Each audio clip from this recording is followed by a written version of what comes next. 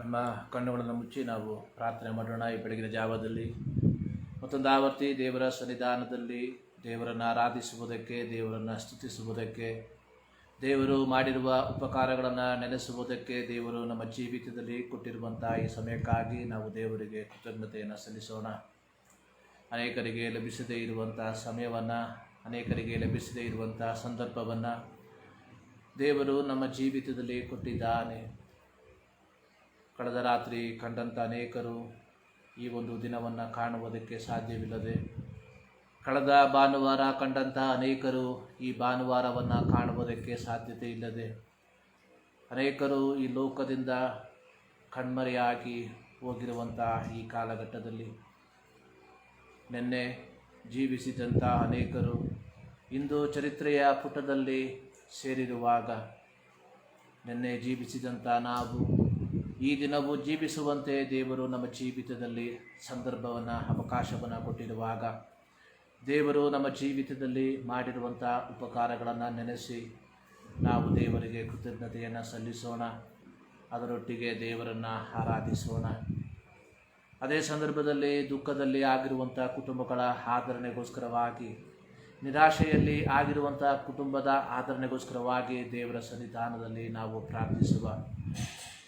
ಇಂದಿನ ಆರಾಧನೆಯನ್ನು ತಂದೆ, ಮಗ, ಪವಿತ್ರಾತ್ಮನ ನಾಮದಲ್ಲಿ ನಾವು ಪ್ರಾರಂಭಿಸುವಂತೆ, ಈ ಆರಾಧನೆಯ ಪ್ರಾರಂಭದಿಂದ ಅಂತ್ಯದವರೆಗೆ ದೇವರ ಪವಿತ್ರಾತ್ಮನ ಸಾನ್ನಿಧ್ಯವನ್ನು, ದೇವರ ಪವಿತ್ರಾತ್ಮನ ಆ ಒಂದು ಪ್ರಸನ್ನತೆಯನ್ನು, ಮತ್ತಾಯನ ಸುವಾರ್ತೆಯಲ್ಲಿ ಯೇಸು ಸ್ವಾಮಿ ಹೇಳಿದ ರೀತಿಯಲ್ಲಿ, ಎಲ್ಲಿ ಇಬ್ಬರಾಗಲಿ ಮೂವರಾಗಲಿ ನನ್ನ ನಾಮದಲ್ಲಿ ಸೇರಿ ಬರುತ್ತಾರೋ ಅವರ ಮಧ್ಯದಲ್ಲಿ ನಾನಿದ್ದೇನೆ ಎಂದು ವಾಗ್ದಾನ ಮಾಡಿರುವ ದೇವರ ಸಾನ್ನಿಧ್ಯವನ್ನು ಮತ್ತೊಂದಾವರ್ತಿ ಈ ಬೆಳಗಿನ ಜಾವದಲ್ಲಿ ನಾವು ಅನುಭವಿಸುವಂತೆ ನಾವು ದೇವರ ಸನ್ನಿಧಾನಕ್ಕೆ ನಮ್ಮನ್ನೇ ಸಮರ್ಪಿಸಿ ನಾವು ಪ್ರಾರ್ಥನೆ ಮಾಡೋಣ. ಇಂಥ ಒಳ್ಳೆ ಸಮಯದೋಳು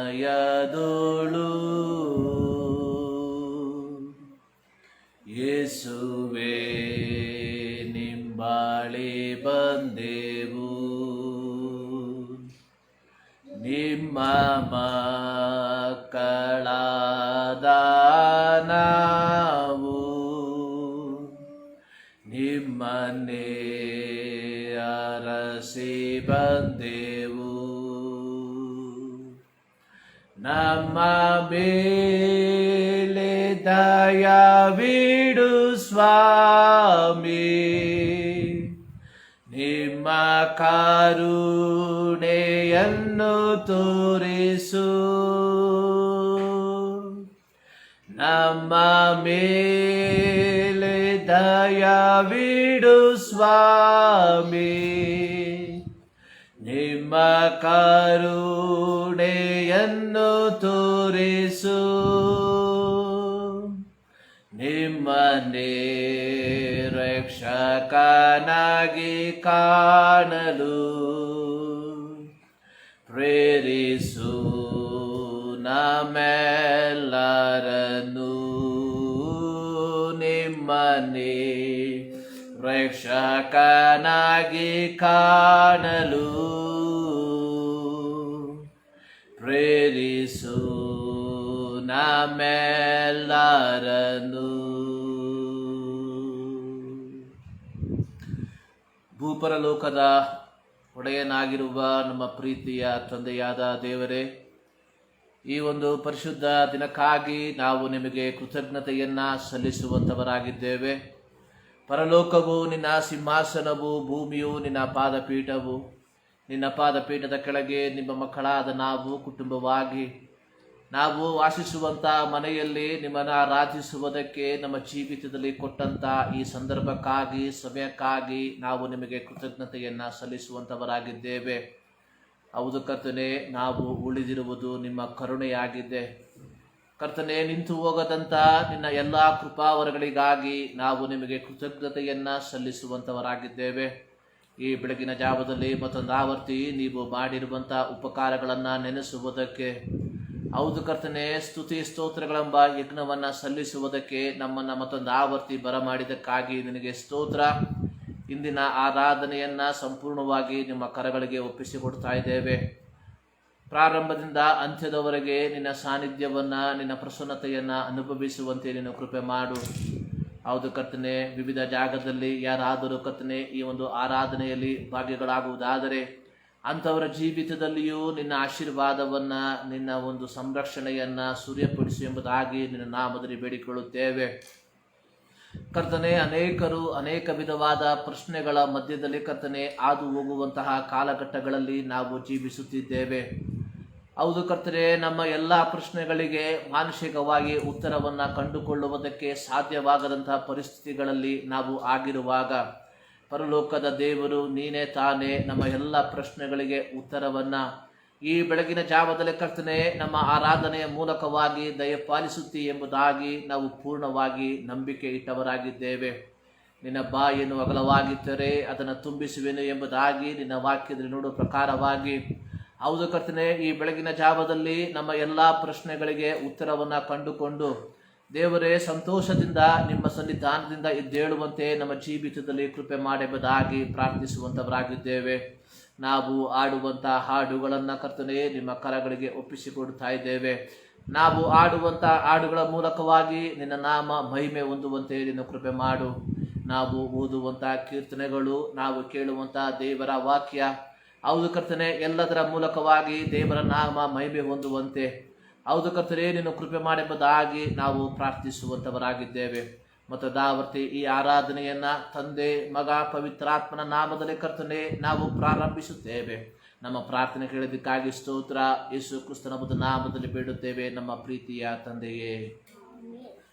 ದೇವರ ಪರಿಶುದ್ಧವಾದ ನಾಮಕ್ಕೆ ಸ್ತೋತ್ರವಾಗಲಿ.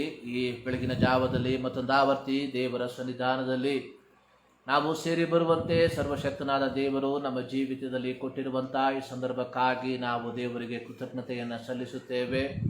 ಪ್ರಾರಂಭದಲ್ಲಿ ಕೆಲವು ಹಾಡುಗಳ ಮೂಲಕವಾಗಿ ನಾವು ದೇವರನ್ನು ಮಹಿಮೆಪಡಿಸೋಣ.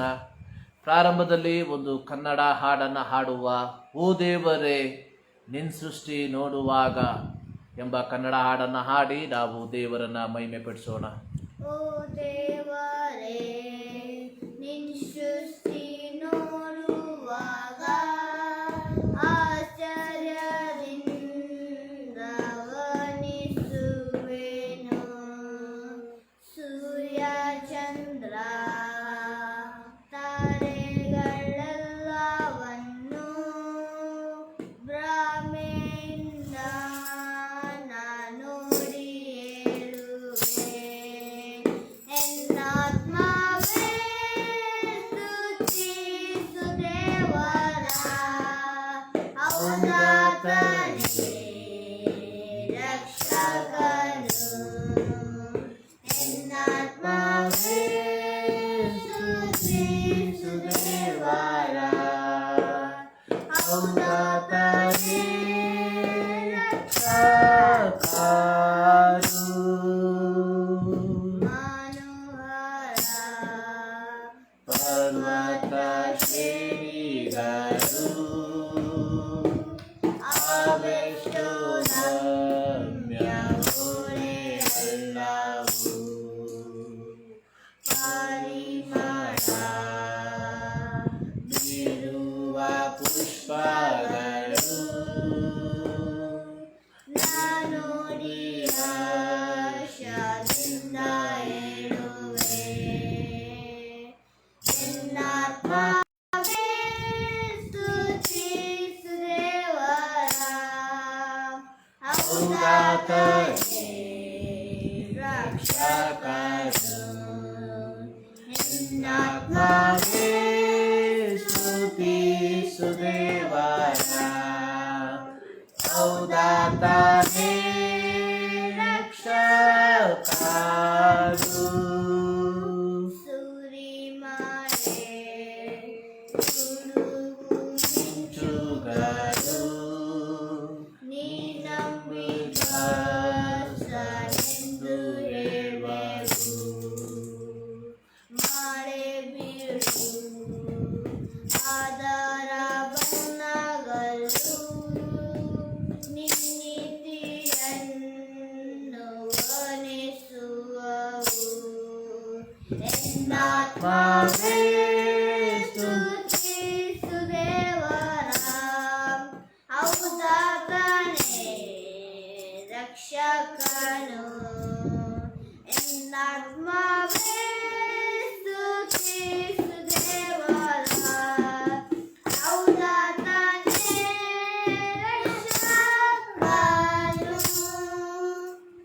ಪ್ರಿಯರೇ, ನಾವು ಹಾಡಿದ ರೀತಿಯಲ್ಲಿ ಎನ್ನಾತ್ಮವೇ ಸ್ತುತಿಸು ದೇವನ, ಹೌದಾತನೇ ನೀ ರಕ್ಷಕನು. ದೇವರ ಸೃಷ್ಟಿಯನ್ನು ನಾವು ನೋಡುವಾಗ ದೇವರನ್ನು ಸ್ತುತಿಸುವುದಕ್ಕೆ, ದೇವರನ್ನು ಆರಾಧಿಸುವುದಕ್ಕೆ ನಾವು ಬಾಧ್ಯಸ್ಥರಾಗಿದ್ದೇವೆ. ಮನೋಹರ ಪರ್ವತ ಶ್ರೇಣಿಗಳು ಅವೆಷ್ಟು ರಮ್ಯ ಹೊಳೆಯು, ಪರಿಮಳ ಬೀರುವ ಪುಷ್ಪಗಳು ನಾ ನೋಡಿ ಹರ್ಷದಿಂದ ಏಳುವೆ. ಸುರಿಮಳೆ ಗುಡುಗು ಮಿಂಚುಗಳು ನೀ ನಂಬಿಗಸ್ತನೆಂದು ಹೇಳುವವು. ಮಳೆ ಬಿಲ್ಲು ಅದರ ಬಣ್ಣಗಳು ನಿನ್ನ ನೀತಿಯನ್ನು ವರ್ಣಿಸುವವು. ಕೀರ್ತನೆ 19ರಲ್ಲಿ ನಾವು ನೋಡುವಂಥದ್ದು, ಆಕಾಶವು ದೇವರ ಪ್ರಭಾವವನ್ನು ಪ್ರಚುರಪಡಿಸುತ್ತದೆ, ಗಗನವು ಆತನ ಕೈ ಕೆಲಸವನ್ನು ತಿಳಿಸುತ್ತದೆ ಎಂಬುದಾಗಿ. ದೇವರು ತನ್ನ ಸೃಷ್ಟಿಗಳ ಮೂಲಕವಾಗಿ ತನ್ನ ಮಹಿಮೆಯನ್ನು, ತನ್ನ ಮಹತ್ವವನ್ನು ತೋರ್ಪಡಿಸಿಕೊಂಡಿರುವಾಗ, ದೇವರ ಸೃಷ್ಟಿಗಳಾಗಿರುವಂತಹ ನಾವು ಎಷ್ಟರ ಮಟ್ಟಿಗೆ ಈ ದೇವರನ್ನು ಆರಾಧಿಸುವುದಕ್ಕೆ, ದೇವರನ್ನು ಸ್ತುತಿಸುವುದಕ್ಕೆ ನಾವು ಬಾಧ್ಯಸ್ಥರಾಗಿದ್ದೇವೆ ಎಂಬುವಂಥದ್ದನ್ನು ನಾವು ಒಂದು ಬಾರಿ ಅವಲೋಕಿಸುವಂಥದ್ದು ಬಹಳ ಪ್ರಾಮುಖ್ಯವಾಗಿದೆ. ಈಗ ಇನ್ನೊಂದು ಇಂಗ್ಲಿಷ್ ಹಾಡನ್ನು ಹಾಡಿ ನಾವು ದೇವರನ್ನು ಮಹಿಮೆ ಪಡಿಸೋಣ. My hope is built on nothing but, ನನ್ನ ನಿರೀಕ್ಷೆಯು ಬೇರೆ ಯಾವುದರಲ್ಲಿಯೂ ಕಟ್ಟಲ್ಪಡಲಿಲ್ಲ ಎಂಬ ಹಾಡನ್ನು ಹಾಡಿ ನಾವು ದೇವರನ್ನು ಮಹಿಮೆ ಪಡಿಸೋಣ. My hope is built on nothing but that Jesus died and righteousness. I dare not trust the sweetest way, but solely lean on Jesus' name. On Christ the solid rock I stand, all other ground is sinking sand. All other ground is sinking sand.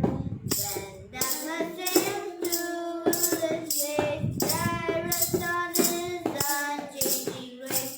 In every eye and stormy gale, my anchor holds within the west.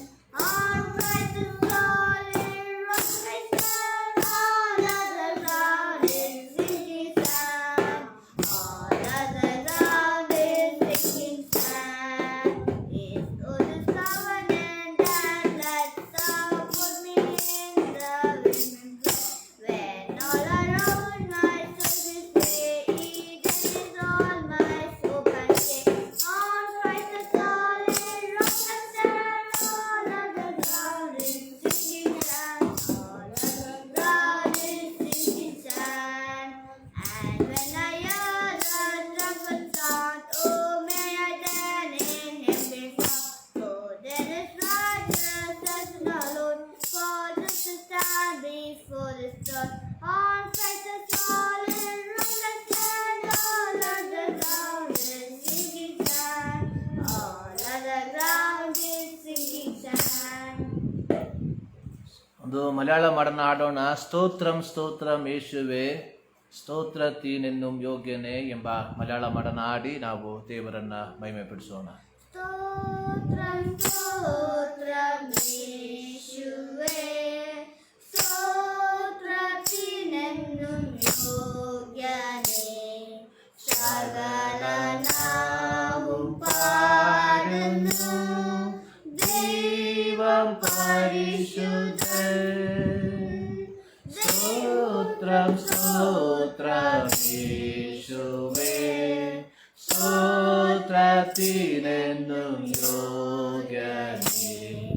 സകലനാവും പാടുന്നു ദൈവം പരിശുദ്ധൻ, ദൈവം പരിശുദ്ധൻ, ദൈവം പരിശുദ്ധൻ, ദൈവം പരിശുദ്ധൻ, ദൈവം പരിശുദ്ധൻ. ഹല്ലേലൂയ ആമേൻ, ഹല്ലേലൂയ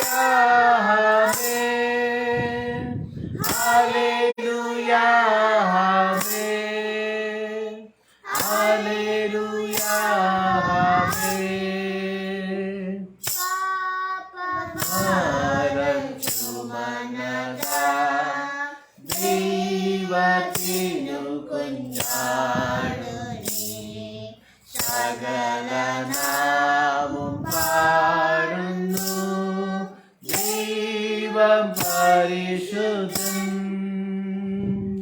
പാപഭാരം ചുമന്നവൻ ദൈവത്തിനു കുഞ്ഞാടു നീ സകല നാവും പാടുന്നു ദൈവം പരിശുദ്ധൻ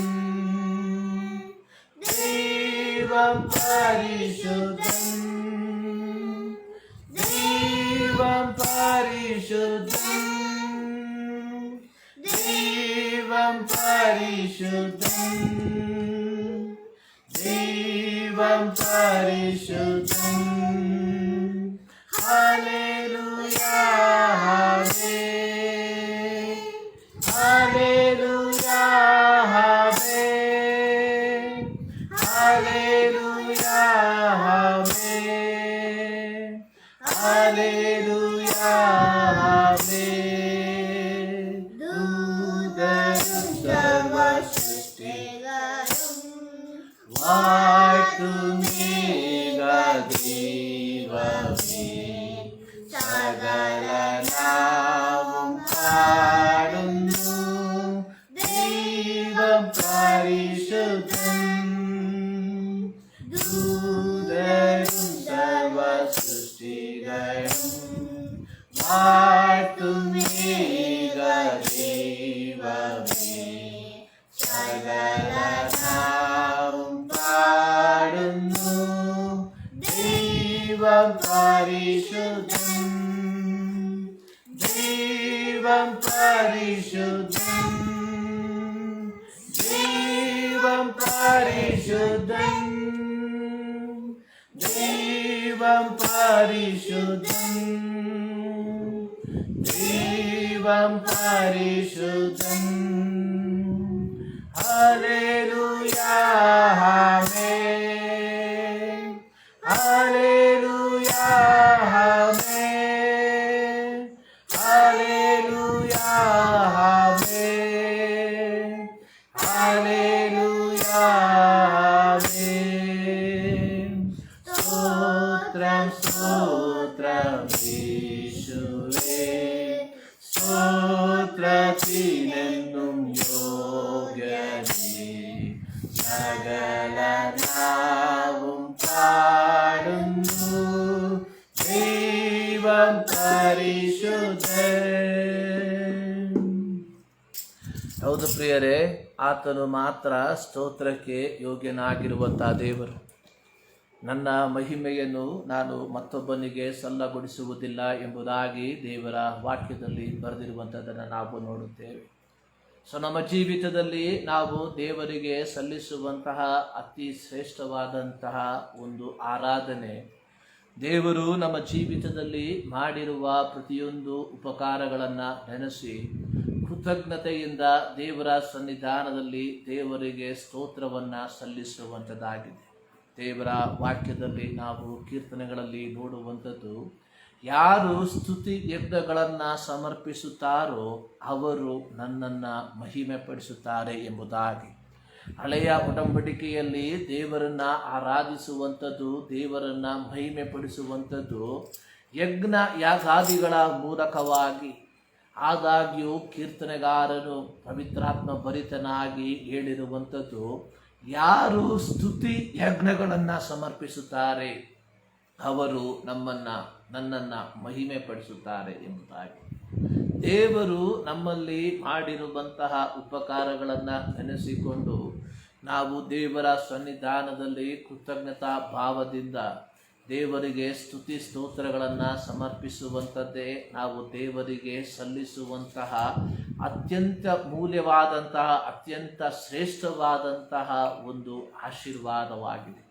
ನಾವು ಸಾಧಾರಣವಾಗಿ ಓದುವಂತಹ ಅಥವಾ ಬಾಯಿಪಾಠ ಮಾಡಿರುವಂತಹ ಒಂದು ಕೀರ್ತನೆಯಾಗಿದೆ, ಕೀರ್ತನೆ 103. ಸೊ ಆ ಕೀರ್ತನೆ 103ರಲ್ಲಿ ದಾವೀದನು ಅಥವಾ ಕೀರ್ತನಗಾರನು ಹೇಳಿರುವಂಥದ್ದು, ನನ್ನ ಮನವೇ ಯೆಹೋವನನ್ನ ಕೊಂಡಾಡು, ನನ್ನ ಸರ್ವೇಂದ್ರಿಯಗಳೇ ಆತನ ಪವಿತ್ರ ನಾಮವನ್ನು ಕೀರ್ತಿಸಿರಿ.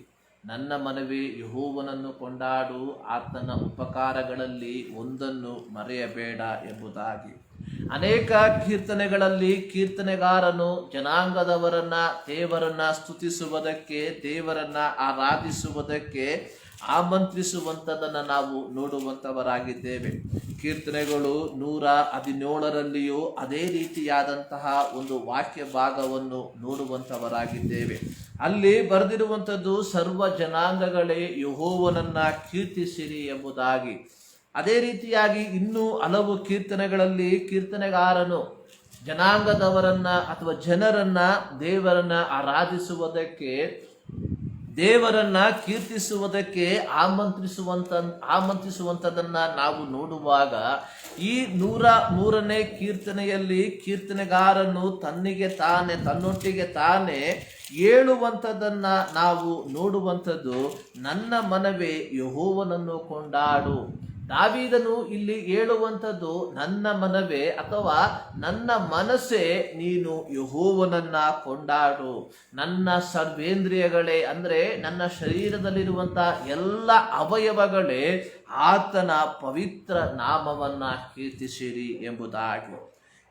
ನಂತರವಾಗಿ 2ನೇ ವಾಕ್ಯದಲ್ಲಿ ದಾವೀದನು ಹೇಳುವಂಥದ್ದು, ನನ್ನ ಮನವೇ ಯೆಹೋವನನ್ನು ಕೊಂಡಾಡು, ಆತನ ಉಪಕಾರಗಳಲ್ಲಿ ಒಂದನ್ನು ಮರೆಯಬೇಡ ಎಂಬುದಾಗಿ. ನಾವು ದೇವರನ್ನ ಆರಾಧಿಸುವಂಥದ್ದು, ದೇವರನ್ನ ಸ್ತುತಿಸುವಂಥದ್ದು, ದೇವರು ನಮ್ಮ ಜೀವಿತದಲ್ಲಿ ಮಾಡಿರುವಂತಹ ಒಂದೊಂದು ಉಪಕಾರಗಳನ್ನು ನೆನೆಸಿ ಅದಕ್ಕೆ ತಕ್ಕ ಹಾಗೆ ನಾವು ದೇವರನ್ನ ಸ್ತುತಿಸುವಂಥವರಾಗಿರಬೇಕು, ದೇವರನ್ನ ಆರಾಧಿಸುವಂಥವರಾಗಿರಬೇಕು ಎಂಬುದಾಗಿ ನಾವು ನೆನೆಸುವಂಥವರಾಗಿರಬೇಕು. ಧರ್ಮೋಪದೇಶ ಕಾಂಡ 6ನೇ ಅಧ್ಯಾಯ ಅದರ 12ನೇ ವಾಕ್ಯದಲ್ಲಿ, ಐಗುಪ್ತ ದೇಶದಲ್ಲಿ ದಾಸರಾಗಿದ್ದ ನಿಮ್ಮನ್ನು ಬಿಡುಗಡೆ ಮಾಡಿದ ಯೆಹೋವನನ್ನು ನೀವು ಮರೆಯಬಾರದು. ನಿಮ್ಮ ದೇವರಾದ ಯೆಹೋವನಲ್ಲಿಯೇ ಭಯಭಕ್ತಿಯುಳ್ಳವರಾಗಿರಬೇಕು, ಆತನನ್ನೇ ಸೇವಿಸಬೇಕು. ಯಾತಕ್ಕೋಸ್ಕರವಾಗಿ ನಾವು ದೇವರನ್ನ ಆರಾಧಿಸಬೇಕು ಎಂಬುದಾಗಿ ಇಲ್ಲಿ ಬರೆದಿರುವಂಥದ್ದನ್ನು ನಾವು ನೋಡುತ್ತೇವೆ. 103ನೇ ಕೀರ್ತನೆ 3ನೇ ವಾಕ್ಯದಲ್ಲಿ, ಆತನು ನಿನ್ನ ಎಲ್ಲ ಅಪರಾಧಗಳನ್ನ ಕ್ಷಮಿಸುವವನು, ಸಮಸ್ತ ರೋಗಗಳನ್ನು ವಾಸ ಮಾಡುವವನು, ನಿನ್ನ ಜೀವವನ್ನು ನಾಶದಿಂದ ತಪ್ಪಿಸುವವನು, ಪ್ರೀತಿ ಕೃಪೆಗಳೆಂಬ ಕಿರೀಟದಿಂದ ನಿನ್ನನ್ನು ಶೃಂಗರಿಸುವವನು, ಶ್ರೇಷ್ಠ ವರಗಳಿಂದ ನಿನ್ನ ಆಶೆಯನ್ನ ಪೂರ್ತಿಗೊಳಿಸುವವನು, ಅದ್ದಿಗೆ ಬರುವಂತೆ ನಿನಗೆ ಯೌವನ ತಿರುಗಿ ಬರಮಾಡುವವನು ಆತನಾಗಿದ್ದಾನೆ. ನಮ್ಮ ಜೀವಿತದಲ್ಲಿ ನಾವು ಅನುಭವಿಸುವಂತಹ ಪ್ರತಿಯೊಂದು ಆಶೀರ್ವಾದಗಳಿಗೆ ಮೂಲ ಕಾರಣನಾದಂತಹ ದೇವರನ್ನ ನಾವು ನಮ್ಮ ಹೃದಯದ ಅಂತರಾಳದಿಂದ ಆತನನ್ನ ಸ್ತುತಿಸಬೇಕು, ಆತನನ್ನ ಆರಾಧಿಸಬೇಕು ಎಂಬುದಾಗಿ ನಾವು ನೋಡುವಂಥವರಾಗಿದ್ದೇವೆ. ಆದುದರಿಂದ ಧರ್ಮೋಪದೇಶ ಕಾಂಡದಲ್ಲಿ ದೇವರ ದಾಸನಾದಂತಹ ಮೋಶೆ ಹೇಳುವಂಥದ್ದು, ನೀವು ಐಗುಪ್ತ ದೇಶದಲ್ಲಿ ದಾಸರಾಗಿದ್ದಾಗ ನಿಮ್ಮನ್ನು ಬಿಡುಗಡೆ ಮಾಡಿದಂತಹ ಯೆಹೋವನನ್ನ ನೀವು ಎಂದಿಗೂ ಮರೆಯಬಾರದು ಎಂಬುದಾಗಿ. ಪ್ರಿಯರೇ, ಪಾಪಕ್ಕೆ ದಾಸರಾಗಿದ್ದ ನಮ್ಮನ್ನ ಯೇಸು ಕ್ರಿಸ್ತನು ತನ್ನ ಅಮೂಲ್ಯವಾದ ರಕ್ತವನ್ನು ಸುರಿಸಿ ನಮ್ಮ ಪಾಪಗಳಿಗೆ ಪರಿಹಾರವನ್ನ ಮಾಡಿ ಆತನು ನಮ್ಮನ್ನ ದೇವರ ಮಕ್ಕಳಾಗಿ ಆತನ ಮಗಳಾಗಿ ಮಾರ್ಪಡಿಸಿರುವಾಗ ಈ ಬೆಳಗಿನ ಜಾವದಲ್ಲಿ ನಾವು ದೇವರ ಸನ್ನಿಧಾನದಲ್ಲಿ ದೇವರನ್ನ ಸ್ತುತಿಸುವುದಕ್ಕೆ, ದೇವರನ್ನ ಆರಾಧಿಸುವುದಕ್ಕೆ ನಾವು ಬಾಧ್ಯಸ್ಥರಾಗಿದ್ದೇವೆ ಎಂಬುವಂಥದ್ದನ್ನು ನಾವು ಎಂದಿಗೂ ಮರೆಯಬಾರದು. ಪ್ರತಿ ಭಾನುವಾರ ದೇವಾಲಯಕ್ಕೆ ನಾವು ಹೋಗುವಂಥದ್ದು ಅಥವಾ ದೇವರ ಸನ್ನಿಧಾನದಲ್ಲಿ ಕುಳಿತುಕೊಂಡು ದೇವರನ್ನ ಆರಾಧಿಸುವಂಥದ್ದು ನಾವು ಕೇವಲ ಕ್ರೈಸ್ತರಾಗಿದ್ದರ ಫಲವಾಗಿ ಅಲ್ಲ, ಬದಲಾಗಿ ಈ ಒಂದು ಕ್ರೈಸ್ತತ್ವದ ಅನುಭವಕ್ಕೆ ನಡೆಸಿದಂತಹ ದೇವರ ಪ್ರೀತಿಗಾಗಿ, ದೇವರ ಕರುಣೆಗಾಗಿ, ಆತನ ಮಹಾ ಅತಿಶಯಕ್ಕಾಗಿ ನಾವು ದೇವರನ್ನ ಸ್ತುತಿಸುವುದಕ್ಕೆ, ದೇವರನ್ನ ಆರಾಧಿಸುವುದಕ್ಕೆ ನಾವು ಬಾಧ್ಯಸ್ಥರಾಗಿದ್ದೇವೆ. ಮಲಯಾಳಂದಲ್ಲಿ ನಾವು ಆಡಿದಂಥ ಹಾಡು, ಸ್ತೋತ್ರಂ ಸ್ತೋತ್ರಂ ಯೇಸುವೆ, ಸ್ತೋತ್ರತಿನೆನ್ನು ಯೋಗ್ಯನೆ, ಸಗಲ ನಾವು ಪಾಡಿಡುಂ ದೈವಂ ಪರಿಶುದ್ಧನೆಂಬುದಾಗಿ. ಅಂದರೆ ಎಲ್ಲ ನಾವುಗಳು, ಎಲ್ಲ ನಾಲಿಗೆಗಳು ಹೇಳ್ತಾವೆ ನೀನು ಪರಿಶುದ್ಧನು ಎಂಬುದಾಗಿ. ಆತನು ಪರಿಶುದ್ಧನಾಗಿರುವ ಫಲವಾಗಿ ನಾವು ಏನು ಮಾಡಬೇಕಂತೆ? ದೇವರನ್ನು ಆರಾಧಿಸುವಂಥವರಾಗಿರಬೇಕು, ದೇವರನ್ನು ಸ್ತುತಿಸುವಂಥವರಾಗಿರಬೇಕು. ಪ್ರಿಯರೇ, ನಾವು ನಮ್ಮ ಲೋಕದ ಕಡೆಗೆ ತಿರುಗಿ ನೋಡುವಾಗ ಅನೇಕ ವಿಧವಾದಂತಹ ವೇದನೆಯನ್ನು ಉಂಟು ಮಾಡುವಂತಹ ಸಂದೇಶಗಳನ್ನು, ಸಮಾಚಾರಗಳನ್ನು ಪ್ರತಿದಿನ ನಾವು ಕೇಳುವಂಥವರಾಗಿದ್ದೇವೆ, ನಾವು ನೋಡುವಂಥವರಾಗಿದ್ದೇವೆ, ನಾವು ಓದುವಂಥವರಾಗಿದ್ದೇವೆ. ಕಳೆದ ರಾತ್ರಿಯಲ್ಲಿಯೂ ನನ್ನ ಸ್ನೇಹಿತರು ಕರೆ ಮಾಡಿ ನನಗೆ ಹೇಳಿದರು, ಒಬ್ಬ ವ್ಯಕ್ತಿಯ ಮರಣದ ಕುರಿತಾಗಿ ಹೇಳಿದರು. ಕೇವಲ 40 ವರ್ಷ ಪ್ರಾಯವಿರುವಂಥ ಒಬ್ಬ ವ್ಯಕ್ತಿಯ ಮರಣದ ಕುರಿತಾಗಿ ಪ್ರತಿದಿನ ನಾವು ಕೇಳುವಂಥದ್ದು ನಮ್ಮ ಜೀವಿತದಲ್ಲಿ ಒಂದು ರೀತಿಯ ವೇದನೆಯನ್ನು ತರುವಂತಹ, ನಮ್ಮ ಜೀವಿತದಲ್ಲಿ ನಿರಾಶೆಯನ್ನು ತರುವಂತಹ ಮಾತುಗಳನ್ನು, ನಾವು ಸಂದೇಶಗಳನ್ನು, ನಾವು ಸಮಾಚಾರಗಳನ್ನು ಕೇಳುವಂಥವರಾಗಿದ್ದೇವೆ. ಅಂತಹ ಸಂದರ್ಭದಲ್ಲಿ ನಾವು ಈ ಬೆಳಗಿನ ಜಾವದಲ್ಲಿ ನಾವು ಜೀವಿಸಿರುವಾಗ ನಮ್ಮ ಸೃಷ್ಟಿಕರ್ತನನ್ನು, ನಮ್ಮ ಜೀವದಾಯಕನಾದ ದೇವರನ್ನು ಎಷ್ಟರ ಮಟ್ಟಿಗೆ ನಾವು ಸ್ತುತಿಸುವುದಕ್ಕೆ, ನಾವು ಆತನನ್ನು ಆರಾಧಿಸುವುದಕ್ಕೆ ಬಾಧ್ಯಸ್ಥರಾಗಿದ್ದೇವೆ. ಪ್ರಲಾಪಗಳ ಪುಸ್ತಕದಲ್ಲಿ ನಾವು ನೋಡುವ ರೀತಿಯಲ್ಲಿ ನಾವು ಉಳಿದಿರುವಂಥದ್ದು ಯೆಹೋವನ ಕರುಣೆಯೇ, ಆತನ ಕೃಪಾವರಗಳು ನಿಂತು ಹೋಗುವುದಿಲ್ಲ. ಅನೇಕ ಕುಟುಂಬಗಳಲ್ಲಿ ದುಃಖಗಳು, ಅನೇಕ ಕುಟುಂಬಗಳಲ್ಲಿ ನಿರಾಶೆಗಳು, ಅನೇಕ ಕುಟುಂಬಗಳಲ್ಲಿ ವೇದನೆಗಳು. ಇಂತಹ ಸಂದರ್ಭದಲ್ಲಿ ದೇವರು ನಿನ್ನನ್ನು, ನನ್ನನ್ನು ಆತನು ಪರಿಪಾಲಿಸಿರುವಂತಹ ಪರಿಪಾಲನಾ ಮಾರ್ಗವನ್ನು ನೆನೆಸಿ ನಾವು ದೇವರಿಗೆ ಕೃತಜ್ಞತೆಯನ್ನು ಸಲ್ಲಿಸುವುದಕ್ಕೆ ನಾವು ಬಾಧ್ಯಸ್ಥರಾಗಿದ್ದೇವೆ. ಮತ್ತೊಂದು ಆವರ್ತಿ ನಾವು ಆಡಿದ ಮಲಯಾಳಂ ಹಾಡಿನ ಆ ಪ್ರಾರಂಭ ಚರಣವನ್ನು ಮಾತ್ರ ಆಡುವ, ಸ್ತೋತ್ರಂ ಸ್ತೋತ್ರಂ ಯೇಸುವೆ, ಸ್ತೋತ್ರத்திനെന്നും யோகியனே, சகல நாவும் பாடிடும் தெய்வம் பரிசுத்தன். ஸ்தோத்ரம் ஸ்தோத்ரம் യേശുവേ, സ്തോത്രത്തിനെന്നും യോഗ്യനേ, സകല നാവും പാടുന്നു ദൈവം പരിശുദ്ധൻ. സ്തോത്രം സ്തോത്രം യേശുവേ, സ്തോത്രത്തിനെന്നും യോഗ്യനേ, സകല നാവും പാടുന്നു ദൈവം പരിശുദ്ധൻ, ദൈവം പരിശുദ്ധൻ, ദൈവം പരിശുദ്ധൻ, ദൈവം പരിശുദ്ധൻ, ദൈവം പരിശുദ്ധൻ. ഹല്ലേലൂയാ ആമേൻ, ഹല്ലേലൂയാ ആമേൻ, ഹല്ലേലൂയാ ആമേൻ, ഹല്ലേലൂയാ ಆಮೆನ್.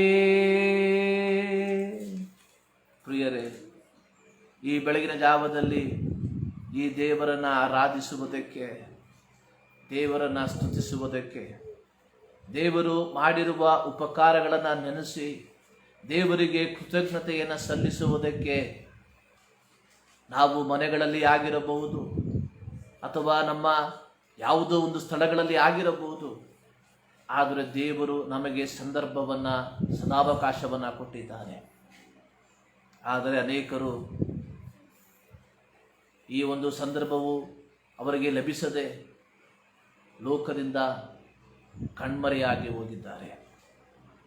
ಅನೇಕರು ಆಸ್ಪತ್ರೆಗಳಲ್ಲಿ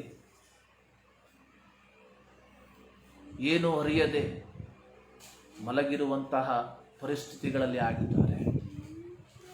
ಆದರೆ ದೇವರು ನಮಗೆ ಕೊಟ್ಟಿರುವಂತಹ ಈ ಒಂದು ಅವಕಾಶವನ್ನು, ದೇವರು ನಮಗೆ ಕೊಟ್ಟಿರುವಂತಹ ಈ ಒಂದು ಸಂದರ್ಭವನ್ನು ನಾವು ದೇವರನ್ನು ಸ್ತುತಿಸುವುದಕ್ಕೆ, ದೇವರನ್ನು ಆರಾಧಿಸುವುದಕ್ಕೆ ಯಾವ ರೀತಿಯಾಗಿ ಉಪಯೋಗಿಸುತ್ತಿದ್ದೇವೆ ಎಂಬುವಂಥ ಒಂದು ಪ್ರಶ್ನೆಯನ್ನು ಈ ಬೆಳಗಿನ ಜಾವದಲ್ಲಿ ನಮ್ಮೊಟ್ಟಿಗೆ ನಾವೇ ಕೇಳಿಕೊಳ್ಳಬೇಕಾಗಿರುವಂಥದ್ದು ಬಹಳ ಅವಶ್ಯವಾಗಿದೆ.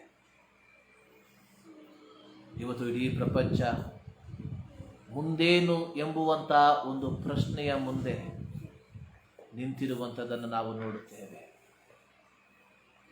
ಮುಂದೆ ಏನು ಸಂಭವಿಸುತ್ತದೆ ಎಂಬುದಾಗಿ ಹೇಳುವುದಕ್ಕೆ ಸಾಧ್ಯವಿಲ್ಲದಂತಹ ಒಂದು ಪರಿಸ್ಥಿತಿಗಳಲ್ಲಿ ನಾವು ಜೀವಿಸುತ್ತಿದ್ದೇವೆ. ಪ್ರಿಯ ದೇವಜನರೇ, ಈ ಬೆಳಗಿನ ಜಾವದಲ್ಲಿ ನಮ್ಮ ಜೀವಿತವನ್ನು, ಈ ಒಂದು ಅವಕಾಶವನ್ನು ಕೊಟ್ಟಿರುವಂಥ ದೇವರನ್ನು, ಈ ಒಂದು ಸಂದರ್ಭವನ್ನು ಕೊಟ್ಟಿರುವಂಥ ದೇವರನ್ನು ನಮ್ಮ ಹೃದಯದ ಅಂತರಾಳದಿಂದ ನಾವು ಆತನನ್ನು ಸ್ತುತಿಸುವುದಕ್ಕೆ, ಆತನನ್ನು ಆರಾಧಿಸುವುದಕ್ಕೆ ನಾವು ಬಾಧ್ಯಸ್ಥರಾಗಿದ್ದೇವೆ. ಈ ಬೆಳಗಿನ ಜಾವದಲ್ಲಿ ಮತದಾವರ್ತಿ ದೇವರ ಸನ್ನಿಧಾನಕ್ಕೆ ನಾವು ಸೇರಿ ಬಂದಿದ್ದೇವೆ. ಒಂದು ಕೀರ್ತನೆಯನ್ನು ಓದಿ ನಾವು ದೇವರನ್ನು ಮಹಿಮೆಪಡಿಸೋಣ. ಇಂದು ಓದುವುದಕ್ಕೆ ಆರಿಸಿಕೊಂಡಿರುವಂಥ ಕೀರ್ತನೆಗಳು 16 ನಾವು ವಾಕ್ಯ ಪ್ರತ್ಯುತ್ತರವಾಗಿ ಓದಿ ನಾವು ದೇವರನ್ನು ಮಹಿಮೆಪಡಿಸೋಣ. Psalms number 16.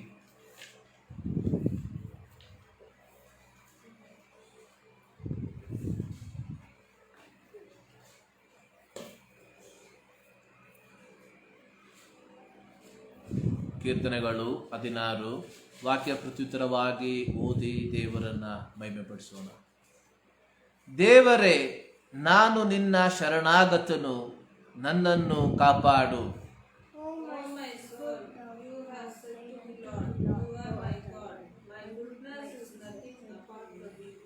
ಭೂಲೋಕದಲ್ಲಿರುವ ದೇವಜನರ ವಿಷಯದಲ್ಲಿ ಇವರೇ ಶ್ರೇಷ್ಠರು, ಇವರೇ ನನಗೆ ಇಷ್ಟರಾದವರು ಎಂತಲೂ ಹೇಳುವೆನು.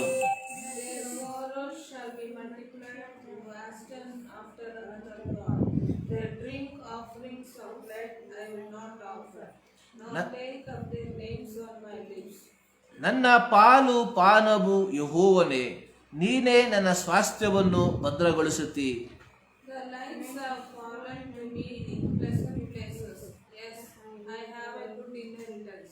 ಯೆಹೋವನು ನನಗೆ ಆಲೋಚನೆಯನ್ನು ಹೇಳಿಕೊಡುತ್ತಾನೆ, ಆತನನ್ನು ಕೊಂಡಾಡುವೆನು. ರಾತ್ರಿ ಸಮಯಗಳಲ್ಲಿ ನನ್ನ ಅಂತರಾತ್ಮವು ನನ್ನನ್ನು ಬೋಧಿಸುತ್ತದೆ.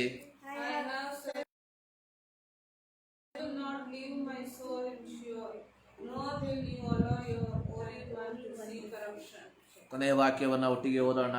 ನೀನು ನನಗೆ ಜೀವ ಮಾರ್ಗವನ್ನು ತಿಳಿಯಪಡಿಸುವಿ, ನಿನ್ನ ಸಮ್ಮುಖದಲ್ಲಿ ಪರಿಪೂರ್ಣ ಸಂತೋಷವಿದೆ, ನಿನ್ನ ಬಲಗೈಯಲ್ಲಿ ಶಾಶ್ವತ ಭಾಗ್ಯವಿದೆ. ಇಂದು ಓದಿದಂತಹ ಕೀರ್ತನೆ 16ನೆಯ ಕೀರ್ತನೆ.